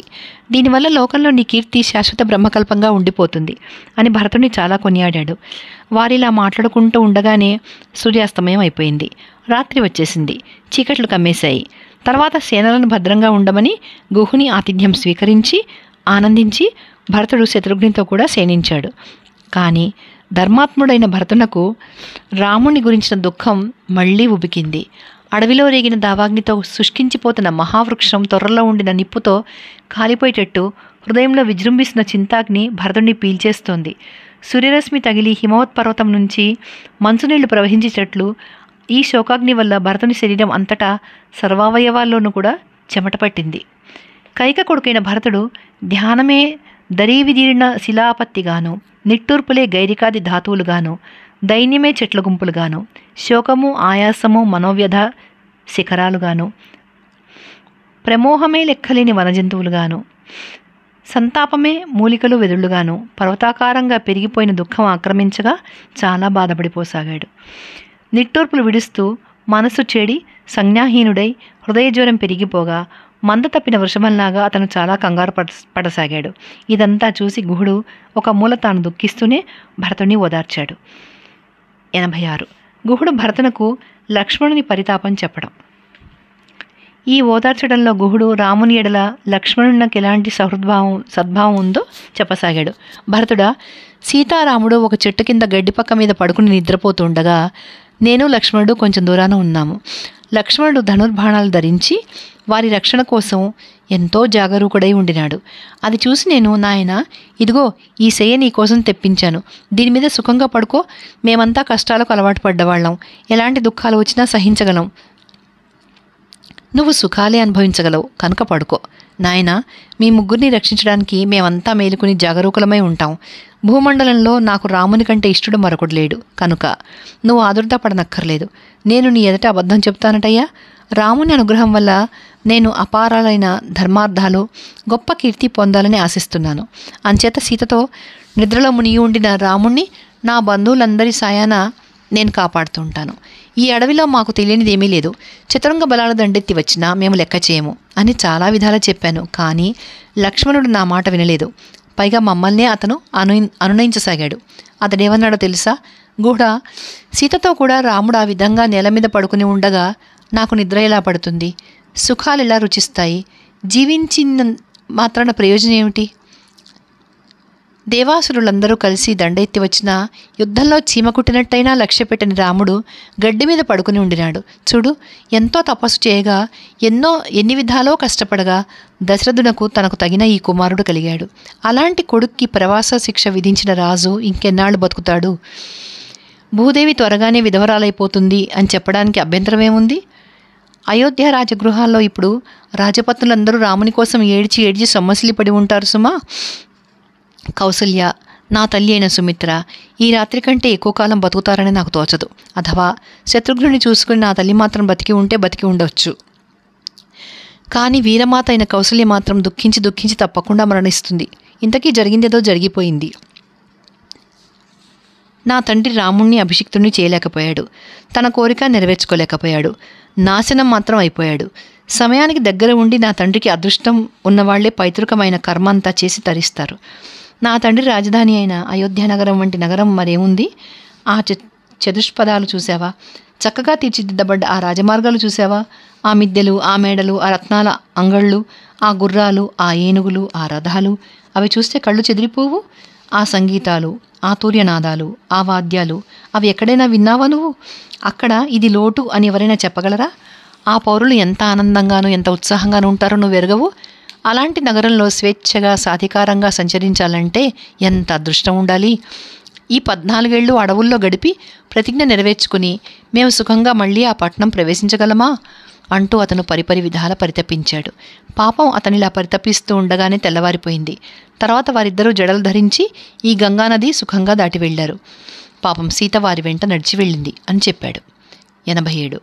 భరతుడు మూర్ఛిల్లగా కౌగిలించుకుని ఓదార్చడం. భరతుడిదంతా ఎక్కడ విన్నాడో అక్కడే అయ్యో మన కోరిక నెరవేరుతుందా లేదా అనుకుంటూ అలా ఉండిపోయాడు. మహాబలుడు, సింహస్కంధుడు, మహాభుజుడు కనుక భరతుడు ఒక్క క్షణకాలం మాత్రం ఆశ్వసిల్లి ఉండి ఎంతలో దుఃఖం మళ్ళీ పొంగుకుంటూ రాగా పద్మనయనుడు సుకుమారుడు కనుక అంకుశం పోట్లు తిన్న ఏనుగులాగా నేల మీద పడిపోయాడు. అది చూసి అప్పుడు అక్కడే ఉండిన శత్రుఘ్నుడు గట్టిగా ఏడుస్తూనే భరతుని లేవనెత్తి కౌగిలించుకున్నాడు. తర్వాత ఉపవాసాలతో కృషించి ఉండిపోయిన దశరథుని భార్యలందరూ అక్కడికి వచ్చారు. అందరూ భరతుని అవస్థ చూసి చాలా దుఃఖించారు. కౌసల్య మాత్రం తాను దుఃఖిస్తూనే అతన్ని ఒడిలోకి తీసుకు కూర్చుంది. వత్సల కనుక ఆమె తన కొడుకును కౌగిలించుకున్నట్టే కౌగిలించుకుని, నాయన నీ శరీరంలో ఏమీ జబ్బు లేదు కదా, ఈ రాజవంశం బతుకంతా ఇప్పుడు నీ అధీనమై ఉంది. రాముడు అడవులకు వెళ్ళినా, మహారాజు స్వర్గానికి వెళ్ళినా నిన్ను చూసుకుంటూనే నేను బ్రతికి ఉన్నాను తండ్రి. లక్ష్మణుని విషయమై నీకు అప్రియ వార్త ఏమీ వినరాలేదు కదా, రామునికి అయినా సీతకైనా అపాయం ఏమీ రాలేదు కదా అని ఆత్రంగా అడిగింది. భరతుడు ఒక క్షణం కౌసల్యని ఓదార్చి తర్వాత గుహుణ్ణి చూసి, నాన్న రాత్రి ఎక్కడ పడుకున్నాడు, సీత ఎక్కడ పడుకుంది, లక్ష్మణుడు ఎక్కడ పడుకున్నారు, వారు ఏం భుజించారు అని అడిగాడు. అందుకు గుహుడు, రామలక్ష్మణుల కోసము సీత కోసము నేను మృష్టాన్నము ఫలాలు తెప్పించాను. కానీ సత్యపరాక్రముడైన రాముడు క్షత్రియ ధర్మం అనుసరించి అవన్నీ వద్దని తిరస్కరించాడు. మిత్రుడా, గుహుడా, నువ్వు మరో విధంగా అనుకోవద్దు. మేము క్షత్రియులము, మేము ఒకళ్ళకి ఇవ్వవలసిందే కానీ ఒకళ్ళిచ్చింది పుచ్చుకోకూడదు అంటూ అతను మమ్మల్ని సమాధాన పెట్టాడు. అతను లక్ష్మణుని చేత మంచినీళ్లు మాత్రం తెప్పించుకుని దాంతో తృప్తిపడ్డాడు. సీత కూడా అంతే చేసింది. వాళ్ళు పుచ్చుకోగా మిగిలిన మంచినీళ్లు లక్ష్మణుడు పుచ్చుకున్నాడు, అంతే. తర్వాత వారు ముగ్గురు మౌనంగా ఏకాగ్రచిత్తంతో సంధ్యోపాసన చేశారు. అదయ్యాక లక్ష్మణుడు దర్భ తీసుకువచ్చి సెయ్యగా పరచగా రాముడు సీత దాని మీద పడుకున్నారు. లక్ష్మణుడు వారి పాదాలు కడిగి కొంచెం దూరంగా వెళ్ళి నుంచున్నాడు. ఇవిగో ఈ గార చెట్టు కిందే వారు ఉండినారు, ఇదే ఆ దర్భ. లక్ష్మణుడు ధనుర్బాణాలు కవచాలు ధరించి వారిని రక్షిస్తూ రాత్రంతా మేలుకుని ఉండినాడు. నేను కూడా నా బంధువులందరితో పాటు ధనుర్బాణాలు ధరించి మహేంద్రతుల్యుడైన రాముని రక్షిస్తూ లక్ష్మణునితో పాటు మేలుకునున్నాను అని బదులు చెప్పాడు. 88. సీతారాములు నిద్రించిన దర్భశయ్య చూసి భరతుడు దుఃఖించడం. ఇదంతా విని భరతుడు మంత్రులతో కూడా గార చెట్టు కిందికి వెళ్ళి రాముని దర్భశయ్య చూసి తల్లులందరితో, ఇదిగో రాత్రంతా అన్నయ్య వదిన ఇక్కడ పడుకుని నిద్రపోయారు.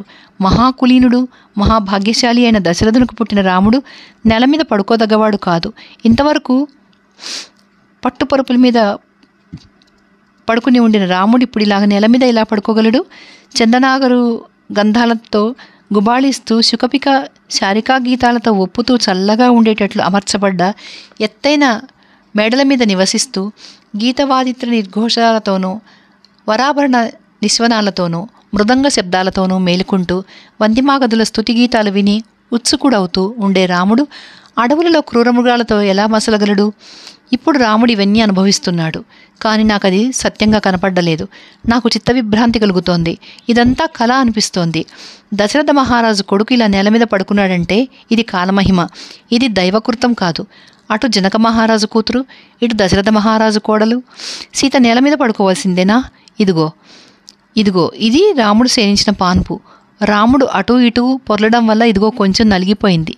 సీత ఆభరణాలతో ఇక్కడ సేనించి ఉంటుంది. ఎందుకంటే అక్కడక్కడ ఈ దర్భశయ్య మీద బంగారపు నలుసులు కనపడుతున్నాయి. ఆమె చీర ఇక్కడ తగులుకుంది. అదిగో దర్భాగ్రాలకు పట్టుపోగులు అంటుకుని ఉన్నాయి. భర్త శయ్య ఎలా ఉండినా భార్యకు సుఖప్రదమే అని తలుస్తాను. సుకుమారి సతీలలామ అయిన సీత ఈ శయ్య మీద పరుండినందుకు దుఃఖించినట్టు కనపడదు. నేనెంత కఠినుడను, ఎంత ద్రోహిని. నా మూలాన కదా రాముడు సీతతో కూడా ఇలాంటి బాధలు అనుభవించటం. ఇలాంటి విషమావస్థలో కూడా అన్నయ్యను విడవకుండా సేవించుకుంటున్న మహాభావుడు లక్ష్మణుడు చాలా ధన్యుడు. భర్తను అనుసరించి ఉండిన సీత కూడా ధన్యురాలు. అతన్ని విడిచి ఉండిన మనమందరము సందేహాస్పదులం. దశరథుడు మృతి చెందడం వల్ల, రాముడు అడవులకు వెళ్ళిపోవడం వల్ల నాథుడు లేక ఈ భూమి శూన్యంగా కనపడుతోంది. రాముడు అడవుల్లో ఉండినా ఈ విశాల భూభాగం అంతా అతని బాహువిర్యాభిరక్షితంగానే ఉంది. అంచేతనే ఈ రాజ్యం తనకు కావాలని మనసులో కూడా ఎవరూ కోరుకోవడం లేదు. అయోధ్యలో ఇప్పుడు ప్రాకార రక్షకులు లేరు. ఏనుగులను గుర్రాలను ఎవరూ నియమించడం లేదు.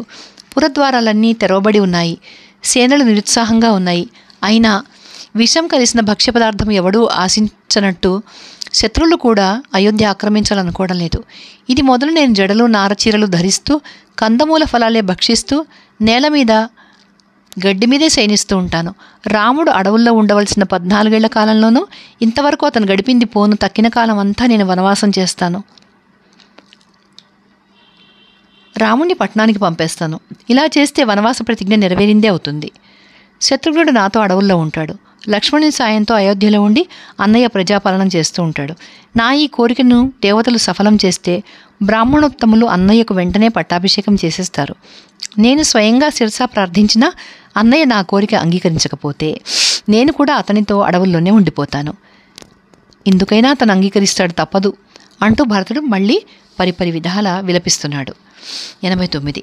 భరతుడు సపరివారంగా గంగ దాటి భరద్వాజాశ్రమం చేరుకోవడం.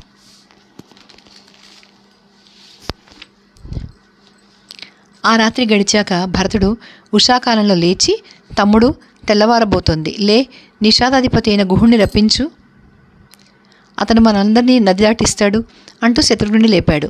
అన్నయ్యనే తలుచుకుంటూ ఉండి నేను నిద్రపోనూ లేదు, మేలుకోనూ లేదు అంటూ శత్రుఘ్నుడు లేచి కూర్చున్నాడు. వీరిలా మాట్లాడుకుంటూ ఉండగా గుహుడు చక్కగా వచ్చి, రాజపుత్రులారా, రాత్రి మీరు ఈ గంగ ఒడ్డున సుఖంగా గడిపారు కదా, మీ సైన్యానికంతకు మీకు కుశలమే కదా అని క్షేమం అడిగాడు. అందుకెంతో సంతోషించి భరతుడు, రాజా, రాత్రి మాకు చాలా సుఖంగా ఉంది.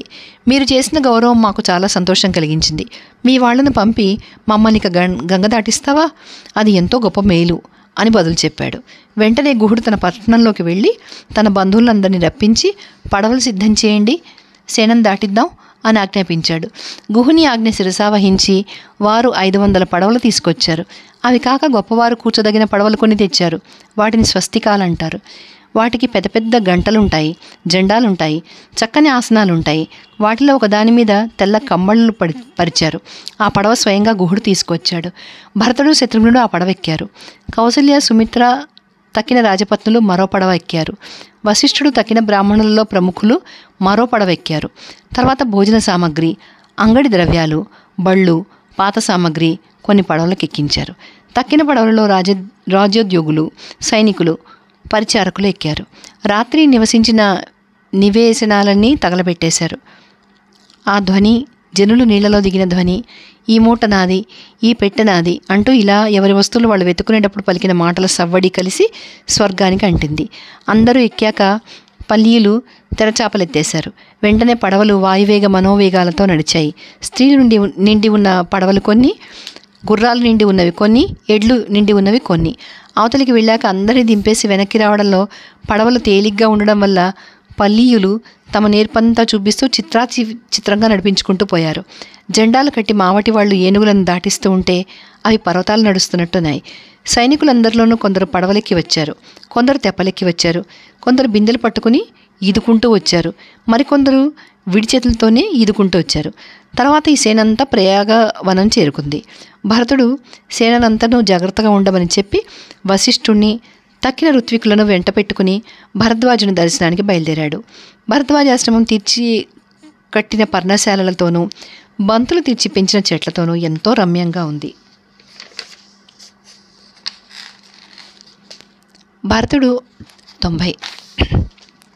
భరతుడు భరద్వాజుని సందర్శించి అతని ఆతిథ్యం స్వీకరించటం.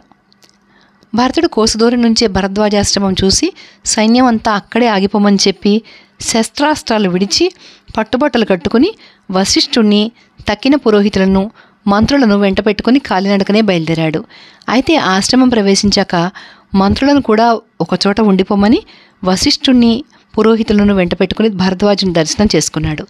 వశిష్ఠుణ్ణి చూడగానే భరద్వాజుడు అర్ఘ్యం అర్ఘ్యం అని శిష్యులను తొందర పెడుతూ గభీమని లేచి నుంచున్నాడు. వశిష్ఠుడు దగ్గరకు వెళ్ళాడు. భరతుడు నమస్కరించాడు. భరద్వాజుడప్పుడు ఆ యువకుడు దశరథుని కొడుకని భరతుడిని తెలుసుకున్నాడు. వారికి పాద్యము అర్ఘ్యము ఇచ్చి తర్వాత ఫలాలు సమర్పించి తర్వాత పేరు పేరున వరుసగా అందరి క్షేమం అడిగాడు. సైన్యం చక్కని వ్యవస్థలో ఉందా, బొక్కసం నిండుగా ఉందా, మిత్రులు మంత్రులు అనుకూలంగా ఉన్నారా అని కూడా అడిగాడు. కానీ దశరథుడు చనిపోయినట్టు ఇదివరకే తెలుసుకున్నాడు కాబట్టి ఆ మాట మాత్రం అడగలేదు. వశిష్ఠుడు భరతుడు, శరీరంలో ఏ బాధ లేకుండా మీరు సుఖంగా ఉన్నారా? అగ్నులు అవిచ్ఛిన్నాలై ఉన్నాయా? చెట్లు చేమలు బాగా పెరుగుతున్నాయా? శిష్యులు అనుకోగా ఉంటున్నారా? మృగాలు పక్షులు ఉల్లాసంగా ఉంటున్నాయా అని అడగ్గా భరద్వాజుడు అంతా బాగానే ఉంది అని బదులు చెప్పి, రాముని మీద స్నేహం వల్ల భరతుడిని చూసి, రాజ్యం పాలిస్తున్న నువ్వు ఇలా రావడానికి కారణమేమిటి? నా మనసులో సందేహం పీడిస్తుంది కనుక సర్వము సరిగా చెప్పు. కౌశల్య ఏ శత్రుంజయుడిని కని ఆనందిస్తుందో, భార్యతోనూ తమ్మునితోనూ చిరకాలం అడవుల్లో నివసించేటట్లు ఎవడు శిక్షించబడ్డాడో, ఆడదానికి లోబడిపోయి నీ తండ్రి 14 ఏళ్ళు అడవుల్లో ఉండిపో అని ఎవడిని ఆజ్ఞాపించాడో, ఏ పాపము ఎరుగని ఆ రామునకు, అతన్ని అనుసరించి ఉండిన లక్ష్మణునకు నీ రాజ్యం అకంటకం చేసుకోవడానికి అపాయం కలిగించే ఉద్దేశంతో బయలుదేరావా అని ఖచ్చితంగా అడిగేశాడు.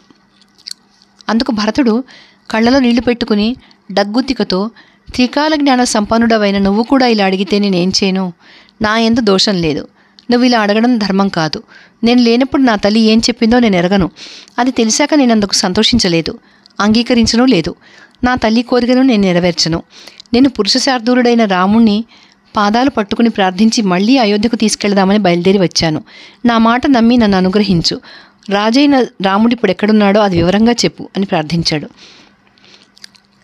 వశిష్ఠుడు వామదేవుడు తక్కిన ఋత్వికులు కూడా ఇది సత్యం కనుక భరతుణ్ణి అనుగ్రహించవచ్చు అని చెప్పగా అప్పుడు సంతృష్టి చెంది భరద్వాజుడు పురుష వ్యాఘ్ర, జ్యేష్ఠానువర్తనము, ఇంద్రియ నిగ్రహము, సాధు సజ్జనులను అనుసరించి ప్రవర్తించడము, ఇవి రఘువంశంలో పుట్టిన నీకు ఉచితంగానే ఉన్నాయి. నీ మనసులో ఉన్నది యోగదృష్టి వలన తెలుసుకునే ఉన్నాను. అయినా అది దృఢపడడానికి, నీ కీర్తి వృద్ధి పొందించడానికి ఇలా అడిగాను. సీతారామ లక్ష్మణులు ఎక్కడ ఉన్నారో అది నాకు తెలుసు. నువ్వేమీ కష్టపడనక్కర్లేదు. వారిప్పుడు చిత్రకూట పర్వతం మీద ఉన్నారు. అక్కడికి రేపు వెళ్ళవచ్చు. ఇవాళకి పురోహితులతోనూ మంత్రులతోనూ సమస్త సైన్య పరివారాలతోనూ ఇక్కడ ఉండు. ఇది నా కోరిక. నువ్వు ప్రాజ్ఞుడవు కనుక ఇది చెల్లించు అన్నాడు. భరతుడు అందుకు సమ్మతించాడు. 91 భరద్వాజ విందు. భరద్వాజుడు, భోజనాధికం కూడా ఇక్కడే కానివ్వాలి అని చెప్పగా భరతుడు, మళ్ళీ ఇదెందుకు? పాద్యము అర్ఘ్యము అడవుల్లో దొరికే కందమూలాల ఫలాలతో ఆతిథ్యం ఇచ్చే ఉండినావు కదా అన్నాడు. అందుకు భరద్వాజుడు, నువ్వు ప్రీతి గలవాడవని, ఏ మాత్రంతోనైనా ఎక్కడికక్కడే తృప్తి పడతావని ఎరుగుదును. అయితే నీ సేనకంతకు విందు చేయాలని నా కోరిక తీర్చు. నువ్వు నీ సేననంతా దూరాన్ని విడిచి వచ్చావెందుకు? ఇక్కడికి ఎందుకు తీసుకురాలేదు అని అడిగాడు. అందుకు భరతుడు చేతులు దోయిలించుకుని, మహర్షి త్రికాల జ్ఞాన సంపన్నుడవు, నీకు తెలియదేముంది? నీకు ఆగ్రహం వస్తుందేమో అని భయపడి నేను సేనను తీసుకురాలేదు. తమ దేశంలో ఉండే మహర్షుల దగ్గరకు వెళ్ళేటప్పుడు రాజులైనా రాజపుత్రులైనా సైన్యంతో వెళ్ళకూడదు అనే నియమం ఉంది కదా. గుర్రాలు, ఏనుగులు, ధానుష్కులు కల గొప్ప సైన్యం నేల అంతా కప్పేసి నాతో వస్తోంది.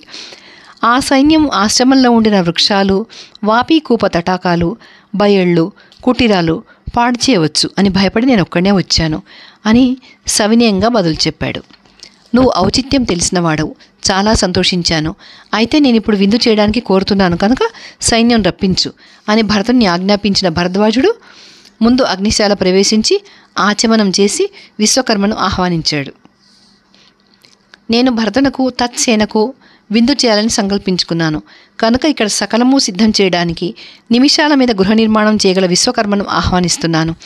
దేవేంద్రాది దిక్పాలకులను కూడా తమ భార్యలతో వచ్చి ఇక్కడ సకలము సిద్ధం చేయమని ఆహ్వానిస్తున్నాను. భూమి మీద, ఆకాశం మీద, తూర్పుగాను పడమరగాను ప్రవహిస్తున్న నదులన్నీ ఒక్క మాటుగా ఇక్కడికి రావాలి. వాటిలో కొన్ని నదులు మిరా దేశంలో సిద్ధం అయ్యే మైరేయం సమకూర్చి పెట్టాలి. మరికొన్ని నదులు గౌడి, పైష్టి, మాధ్వి అనే 3 రకాల సురను సమకూర్చాలి.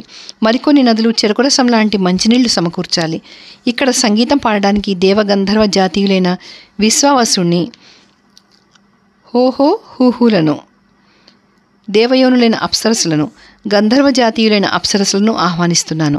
నృత్యం చేయడానికి ఘృతాచిని, విశ్వాచిని, మిశ్రకేశిని, అలంబుసను, నాగదంతను, హేమను, పర్వతాలలో నివసిస్తున్న హిమను, దేవేంద్రుని ఆస్థానంలోనూ బ్రహ్మదేవుని ఆస్థానంలోనూ ఉన్న నాట్యకత్తులందరినీ తుమ్మురునితో కూడా రావాలని ఆహ్వానిస్తున్నాను.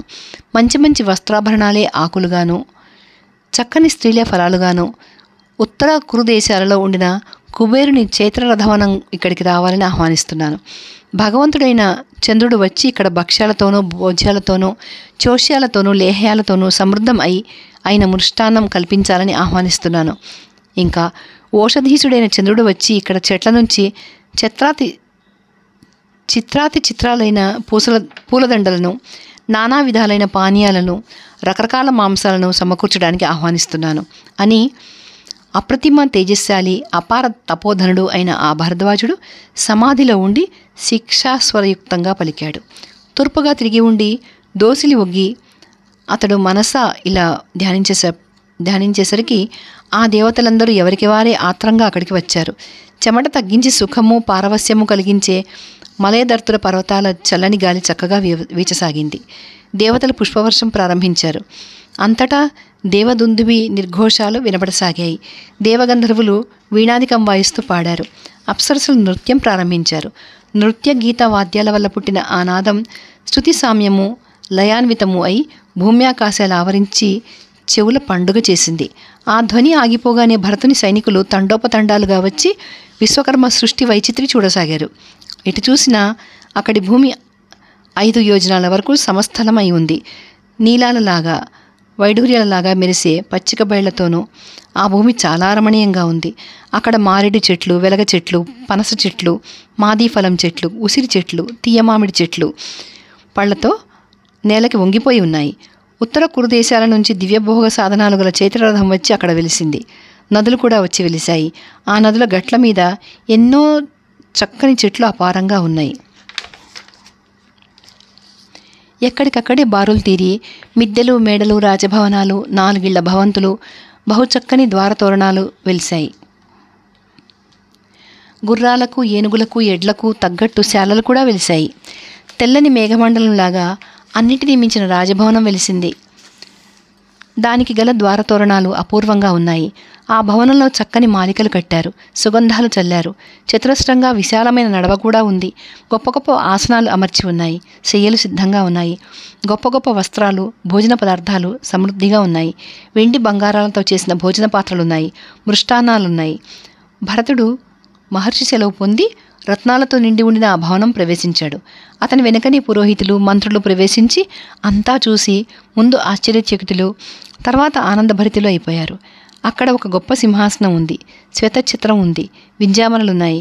కానీ మంత్రులతో కూడా భరతుడు వాటికి ప్రదక్షిణ నమస్కారాలు చేసి ఆసనం పూజించి రాముణ్ణి స్మరిస్తూ సాష్టాంగ దండ ప్రణామాలు అర్పించి వింజామర ఒకటి పుచ్చుకొని మంత్రుల వరుసలో కూర్చున్నాడు. తర్వాత పురోహితులు, మంత్రులు తమ మర్యాదలను అనుసరించి కూర్చున్నారు. వారి వెనుక సేనాధిపతి, అతని వెనుక శిబిరాధిపతి కూర్చున్నారు. తర్వాత ఒక క్షణానికి భరతుని ముందర భరద్వాజుని శాసనం వల్ల శాయేసం నది ప్రవహించింది. ఆ నదికి ఆవలిగట్టున భరద్వాజుని అనుగ్రహం వల్ల తెల్లని మేడలు అనేకాలు వెలిశాయి. ఆ క్షణంలోనే బ్రహ్మ పంపగా దివ్యాభరణాలు ధరించి 20,000 మంది అప్సరసులు వచ్చారు. కుబేరుడు పంపగా మరో 20,000 మంది అప్సరసులు నవరత్నాభరణాలతో మిలమిల్లాడుతూ చక్కగా వచ్చారు. తర్వాత ఒక్క మాటు చూస్తే ఎలాంటి వాళ్ళను కూడా పిచ్చివాళ్ళను చేసే గల అప్సరసలు దేవేంద్రుని పంపున నందనోద్యానవనం నుంచి 20,000 మంది వచ్చారు. తర్వాత సూర్యబింబాల్లా వెలిగిపోతున్న గానకళా సార్వభౌములు నారదుడు, తుంబురుడు, గోపుడు భరతుని ఎదుటకు వచ్చారు. భరద్వాజుని ఆజ్ఞ వల్ల అలంబుస, మిశ్రకేసి, పుండరీక, వామన అనే అప్సరసులు వచ్చి భరతుని ఎదుట నృత్యం ప్రారంభించారు. ఇంకా భరద్వాజుని మహిమ వలన చైత్రరథంలో సిద్ధమైన పూలదండలు, నందనవనంలో సిద్ధమైన పూలదండలు అక్కడ గుట్టలు గుట్టలుగా పడ్డాయి. ఆ భరద్వాజుని మహిమ వల్లనే మారేడు చెట్లు మద్రలు వాయించసాగాయి. తాని చెట్లు తాళాలు వేయసాగాయి. రావి చెట్లు నృత్యం చేయసాగాయి. తర్వాత నరళ వృక్షాలు, తాళవృక్షాలు, తిలక వృక్షాలు, గానుగ చెట్లు కుబ్జలై వచ్చి పరిచర్య చేయసాగాయి. సిన్సుపా వృక్షాలు, ఉసిరి చెట్లు, నేరేడు చెట్లు, ఇంకా అడవిలో ఉండిన రకరకాల చెట్లు, మాలతీ తీగలు, మల్లె తీగలు, జాజి తీగలు, ఇంకా అనేక రకాల పూల తీగలు చక్కని పడుచులై వచ్చి మద్యం కావలసిన వారు మద్యం పుచ్చుకోండి, ఆకలిగా ఉండిన వారు పాయసం పుచ్చుకోండి, మాంసాలున్నాయి, రకరకాల పిండి వంటలున్నాయి, ఎవరికి కావలసిన వారు భుజించండి అని సైనికులతో చెప్పారు. ఒక్కొక్క పురుషునికి నదీ గట్టున అభ్యంగన స్నానం చేయించారు. మరికొందరు సైనికుల కాళ్ళు పిసికి వారి చేత సురాపానం చేయించారు. భరద్వాజుని మహిమ వలన అక్కడ అనేక వేల మంది పశువుల కాపరులు వెలిశారు. వారందరూ ఏనుగులను, గుర్రాలను, ఎడ్లను చక్కగా కడిగి వాటికి మంచి మంచి మేతలు వేశారు. వాటికి చెరుకుగడలు, తేనె కలిపిన పేలాలు కూడా పెట్టారు. ఇలాంటి క్రీడా వినోదాలలో మునిగిపోయి గుర్రపు రౌతు తన గుర్రాన్ని మర్చిపోయాడు. కుంజరగ్రహుడు తన ఏనుగును మర్చిపోయాడు. రథికుడు తన రథం మర్చిపోయాడు. ఇంకా ఆ సైనికులు రక్తచందనం పూయించుకొని సమస్త భోగాలు అనుభవిస్తూ, మేము అయోధ్యకు వెళ్ళము, దండకారణ్యాలకు కూడా వెళ్ళము, భరతుడు సుఖంగా ఉండాలి, రాముడు సుఖంగా ఉండాలి అని అంటున్నారు. ఇంకా భరతుని సైనికులు చాలా సంతోషంతో ఇదే స్వర్గం అంటూ మరొకటి లేదు అని కూడా అంటున్నారు. వారిలో పూలదండలు వేసుకుని కొందరు పాటలు పాడసాగారు, కొందరు నృత్యం ప్రారంభించారు, కొందరు ఒకటే నవ్వులు నవ్వుతున్నారు. వారందరూ సకల పదార్థాలు సమృద్ధిగా భుజించారు. కానీ అమృతోపమానంగా ఉన్న అన్నము, సువాసనలు విరజిమ్ముతున్న భక్ష్యాలు చూసేటప్పటికీ మళ్ళీ మళ్ళీ భుజించాలని వారికి ఆశ కలిగింది. ఆ సేనలో కలిసిమెలిసి తిరుగుతున్న పరిచారికలు, దాసీలు, యోధుల భార్యలు కొత్త వస్త్రాలు ధరించి గర్వించసాగారు. గుర్రాలు, ఏనుగులు మొదలైనవి కూడా తృప్తిగా తిని ఉల్లాసభరితాలై ఉన్నాయి. వారిలో ఒక్కడు మాసిపోయిన బట్టలు కట్టుకున్నవాడు లేడు. ఆకలితో బాధపడుతున్నవాడు కూడా ఒక్కడు లేడు. మలినంగా ఉన్నవాడు కూడా లేడు. ధూళి దూసరిత కేసుడు కూడా ఒక్కడు కూడా లేడు. మేక మాంసం కూరలు, పంది మాంసం కూరలు, చెవులూరించే వ్యంజనాలు, ఫలరసాలు, సువాసనలు వేస్తున్న సుపాలు, మల్లెపూల రాశి వంటి అన్నము నిండి ఉన్న లోహపాత్రలు అక్కడ వేలు లక్షలు ఉన్నాయి. ఇవన్నీ చూసి వారు పరమాశ్చర్యచకితులైపోయారు. అక్కడ నూతులన్నీ పాయసంతో నిండి ఉన్నాయి. ఆవులు ఎప్పుడు కావలిస్తే అప్పుడు పాలిస్తున్నాయి. చెట్లని తేనె ఓడుతున్నాయి. నడబావులు మైరేయం అనే మద్యంతో నిండి ఉన్నాయి. వాటి చుట్టూ వేడివేడి మేక మాంసం, కోడి మాంసం, నెమలి మాంసం, లేడి మాంసం నిండి ఉన్న కుండలు ఎన్నో ఉన్నాయి. కంచాలు వేల కొద్దీ ఉన్నాయి. కూరల పళ్ళాళ్ళు లక్షలున్నాయి. పానపాత్రలు కోట్లున్నాయి. పెరుగు కుండలకు లెక్కలేదు. ఇంకా అక్కడ వెడల్పైన పాత్రలు, సన్నని పాత్రలు, గుండ్రని పాత్రలు, దాకాల వంటి పాత్రలు అసంఖ్యాకంగా ఉన్నాయి. కమ్మని పెరుగు మడుగులు, తాళింపు చేసిన పెరుగు మడుగులు కూడా అక్కడ ఎన్నో ఉన్నాయి. నది ఒడ్డున ఎన్నో పాత్రలతో నలుగుపిండి, సుగంధ తైలాలు, ఉసిరి ముద్ద సిద్ధంగా ఉన్నాయి. ఇంకా తెల్లని కుచ్చులున్న దంతధావన సాధనాలు, సంపుటాలలో మంచి గంధపు పంకము, బిలువారి అద్దాలు, చలువ చేసిన బట్టల మడతలు, పావు కోళ్ళు, చెప్పులు, కాటుక భరణలు, దువ్వెనలు, మీసాలు సరిచేసుకునే కత్తెరలు, కత్తులు, కటారులు, ధనుర్బాణాలు, కవచాలు, మంచి మంచి మంచాలు, కుర్చీలు, ప్రతిపానాలు, గాడిదలు, లొట్టిపిట్టలు, ఏనుగులు, గుర్రాలు కడగడానికి చక్కని రేవులు, సుఖంగా ఈదడానికి తెప్పలు, పశువులకు రకరకాల దాణాలు, పశువులు విశ్రమించడానికి శాలలు ఆ నది ఒడ్డున ఎన్నో ఉన్నాయి. భరద్వాజ మహర్షి భరతునకు చేసిన ఈ విందు, చిత్ర విచిత్రాలైన ఆ వస్తువులు, ఇతరులకు సాధ్యపడని ఆ ఏర్పాట్లు చూసి వారందరూ ఇది కళా నిజమా అని ఆశ్చర్యచకితులైపోయారు. నందనవనంలో దేవతలు క్రీడా విలాసాలతో తేలుతున్నట్టే భరతుని సైనికులు భరద్వాజాశ్రమంలో సుఖడోలికలలో ఊగుతుండగానే తెల్లవారింది. ఆ నదులు, గంధర్వులు, ఆ స్త్రీలు సమస్తము భరద్వాజుని సెలవు పొంది వెంటనే అంతర్ధానమైపోయారు. అయినా భరతునితో వచ్చిన వారందరూ ఆ గంధపు పూతలతోనూ ఆ సురామత్తులోనూ అలాగే ఉండిపోయారు. వాళ్ళ మెడల్లో నలిగిపోయిన పూలదండలు అలాగే ఉండిపోయాయి. 92. భరతుడు చిత్రకూట పర్వతానికి బయలుదేరడం. ఇలా ఆ రాత్రి గడిపి భరతుడు సపరివారంగా భరద్వాజ మహర్షి దగ్గరికి వెళ్ళాడు. భరద్వాజుడు, నాయనా, నా ఈ ఆశ్రమంలో మీకు రాత్రి సుఖంగా గడిచిందా? నీ వాళ్ళందరూ నా ఆతిథ్యం స్వీకరించి సంతృష్టి పొందారా అని అడిగాడు. అప్పటికప్పుడే వారు ఆశ్రమం దాటారు. అప్పుడు భరతుడు దోసిలి ఒగ్గి, మహాత్మా, నేను చాలా సుఖపడ్డాను. నా అమాత్యులు, బలము, పరివారము కూడా చాలా తృప్తి పొందారు. మాకందరికీ శ్రమ మరుపు వచ్చింది. మంచి గృహాలలో నివసించాం, మంచి పదార్థాలు ఆరగించాం. ఇక మా అన్న దగ్గరికి వెళతాను. సెలవు దయచేయి, అనుగ్రహం ఉంచు. మా అన్న ఉండిన ఆశ్రమం ఇక్కడికి ఎంత దూరాన ఉందో మేము ఏ దారిన వెళ్లాలో అది కూడా సెలవిప్పించు అని ప్రార్థించాడు. భరతునకు రాముని ఎడల గల భక్త్యాదర గౌరవాలను చూసి ఆనందించి భరద్వాజుడు, రాజపుత్ర, ఇక్కడికి 3.5 ఆమడల దూరాన నిర్జనారణ్యంలో చిత్రకూట పర్వతం ఉంది. దాని నెత్తాలు మిక్కిలి రమ్యంగా ఉంటాయి. అక్కడ అరణ్యం చాలా గంభీరంగా ఉంటుంది. ఆ పర్వతానికి ఉత్తరం పక్కన గంగానది ఉంది. దాని గట్ల మీద చెట్లని చక్కగా పుష్పించి నేత్రానందకరంగా ఉంటాయి. ఆ పర్వతం మీదనే రాముని పర్ణశాల ఉంది. అక్కడ నివసిస్తున్నారు వారు. ఇది నిశ్చయం, సందేహం లేదు. నువ్వు ఇక్కడి నుంచి దక్షిణంగాను సవైదక్షిణంగాను ఏ మార్గం సేనలతోనూ రథగజాస్వాదులతోనూ వెళ్ళడానికి అనువుగా ఉంటుందో ఆ మార్గాన వెళ్ళు. అలా వెళితే నీకు రాముడు కనిపిస్తాడు అని చెప్పాడు. వీరు ఇలా మాట్లాడుకుంటూ ఉండగా దశరథుని భార్యలు వచ్చి మునిని పరివేష్టించారు. వారిలో చిక్కి శల్యం అయిపోయి ఉండిన కౌసల్య వణికిపోతూ సుమిత్రతో కూడా వెళ్ళి భరద్వాజుని పాదాలు పట్టుకుంది. తర్వాత అందరిచేత గర్హించబడుతూ అయినా కోరిక తీరని కైక ముని పాదాలు పట్టుకుని కౌశల్యలాగా సుమిత్రలాగా ముని దగ్గర ఉండలేక దీనురాలై భరతుని దగ్గరికి వెళ్ళి నుంచుంది. అప్పుడు భరద్వాజుడు, రాజపుత్ర, నీ తల్లుల సంగతి వివరంగా తెలుసుకోవాలని ఉంది అని అడిగాడు. అందుకు భరతుడు చేతులు మోడ్చుకుని, మహాత్మా, దైన్యం వల్ల పైగా అన్నం తినక చిక్కి కంప అయిపోయి దేవతలా ఉన్న ఈ నారీమణి నా తండ్రి పట్టమహిషి కౌసల్య. సింహపరాక్రముడు పురుషశార్దులుడు అయిన రాముణ్ణి అతిథి బ్రహ్మను కన్నట్టు కన్నది ఈమె. కౌసల్య ఎడమ భుజం మీద వాలి పూలు రాలిపోయిన కొండగోగు కొమ్మలా ఉన్నదే ఈమె సుమిత్ర.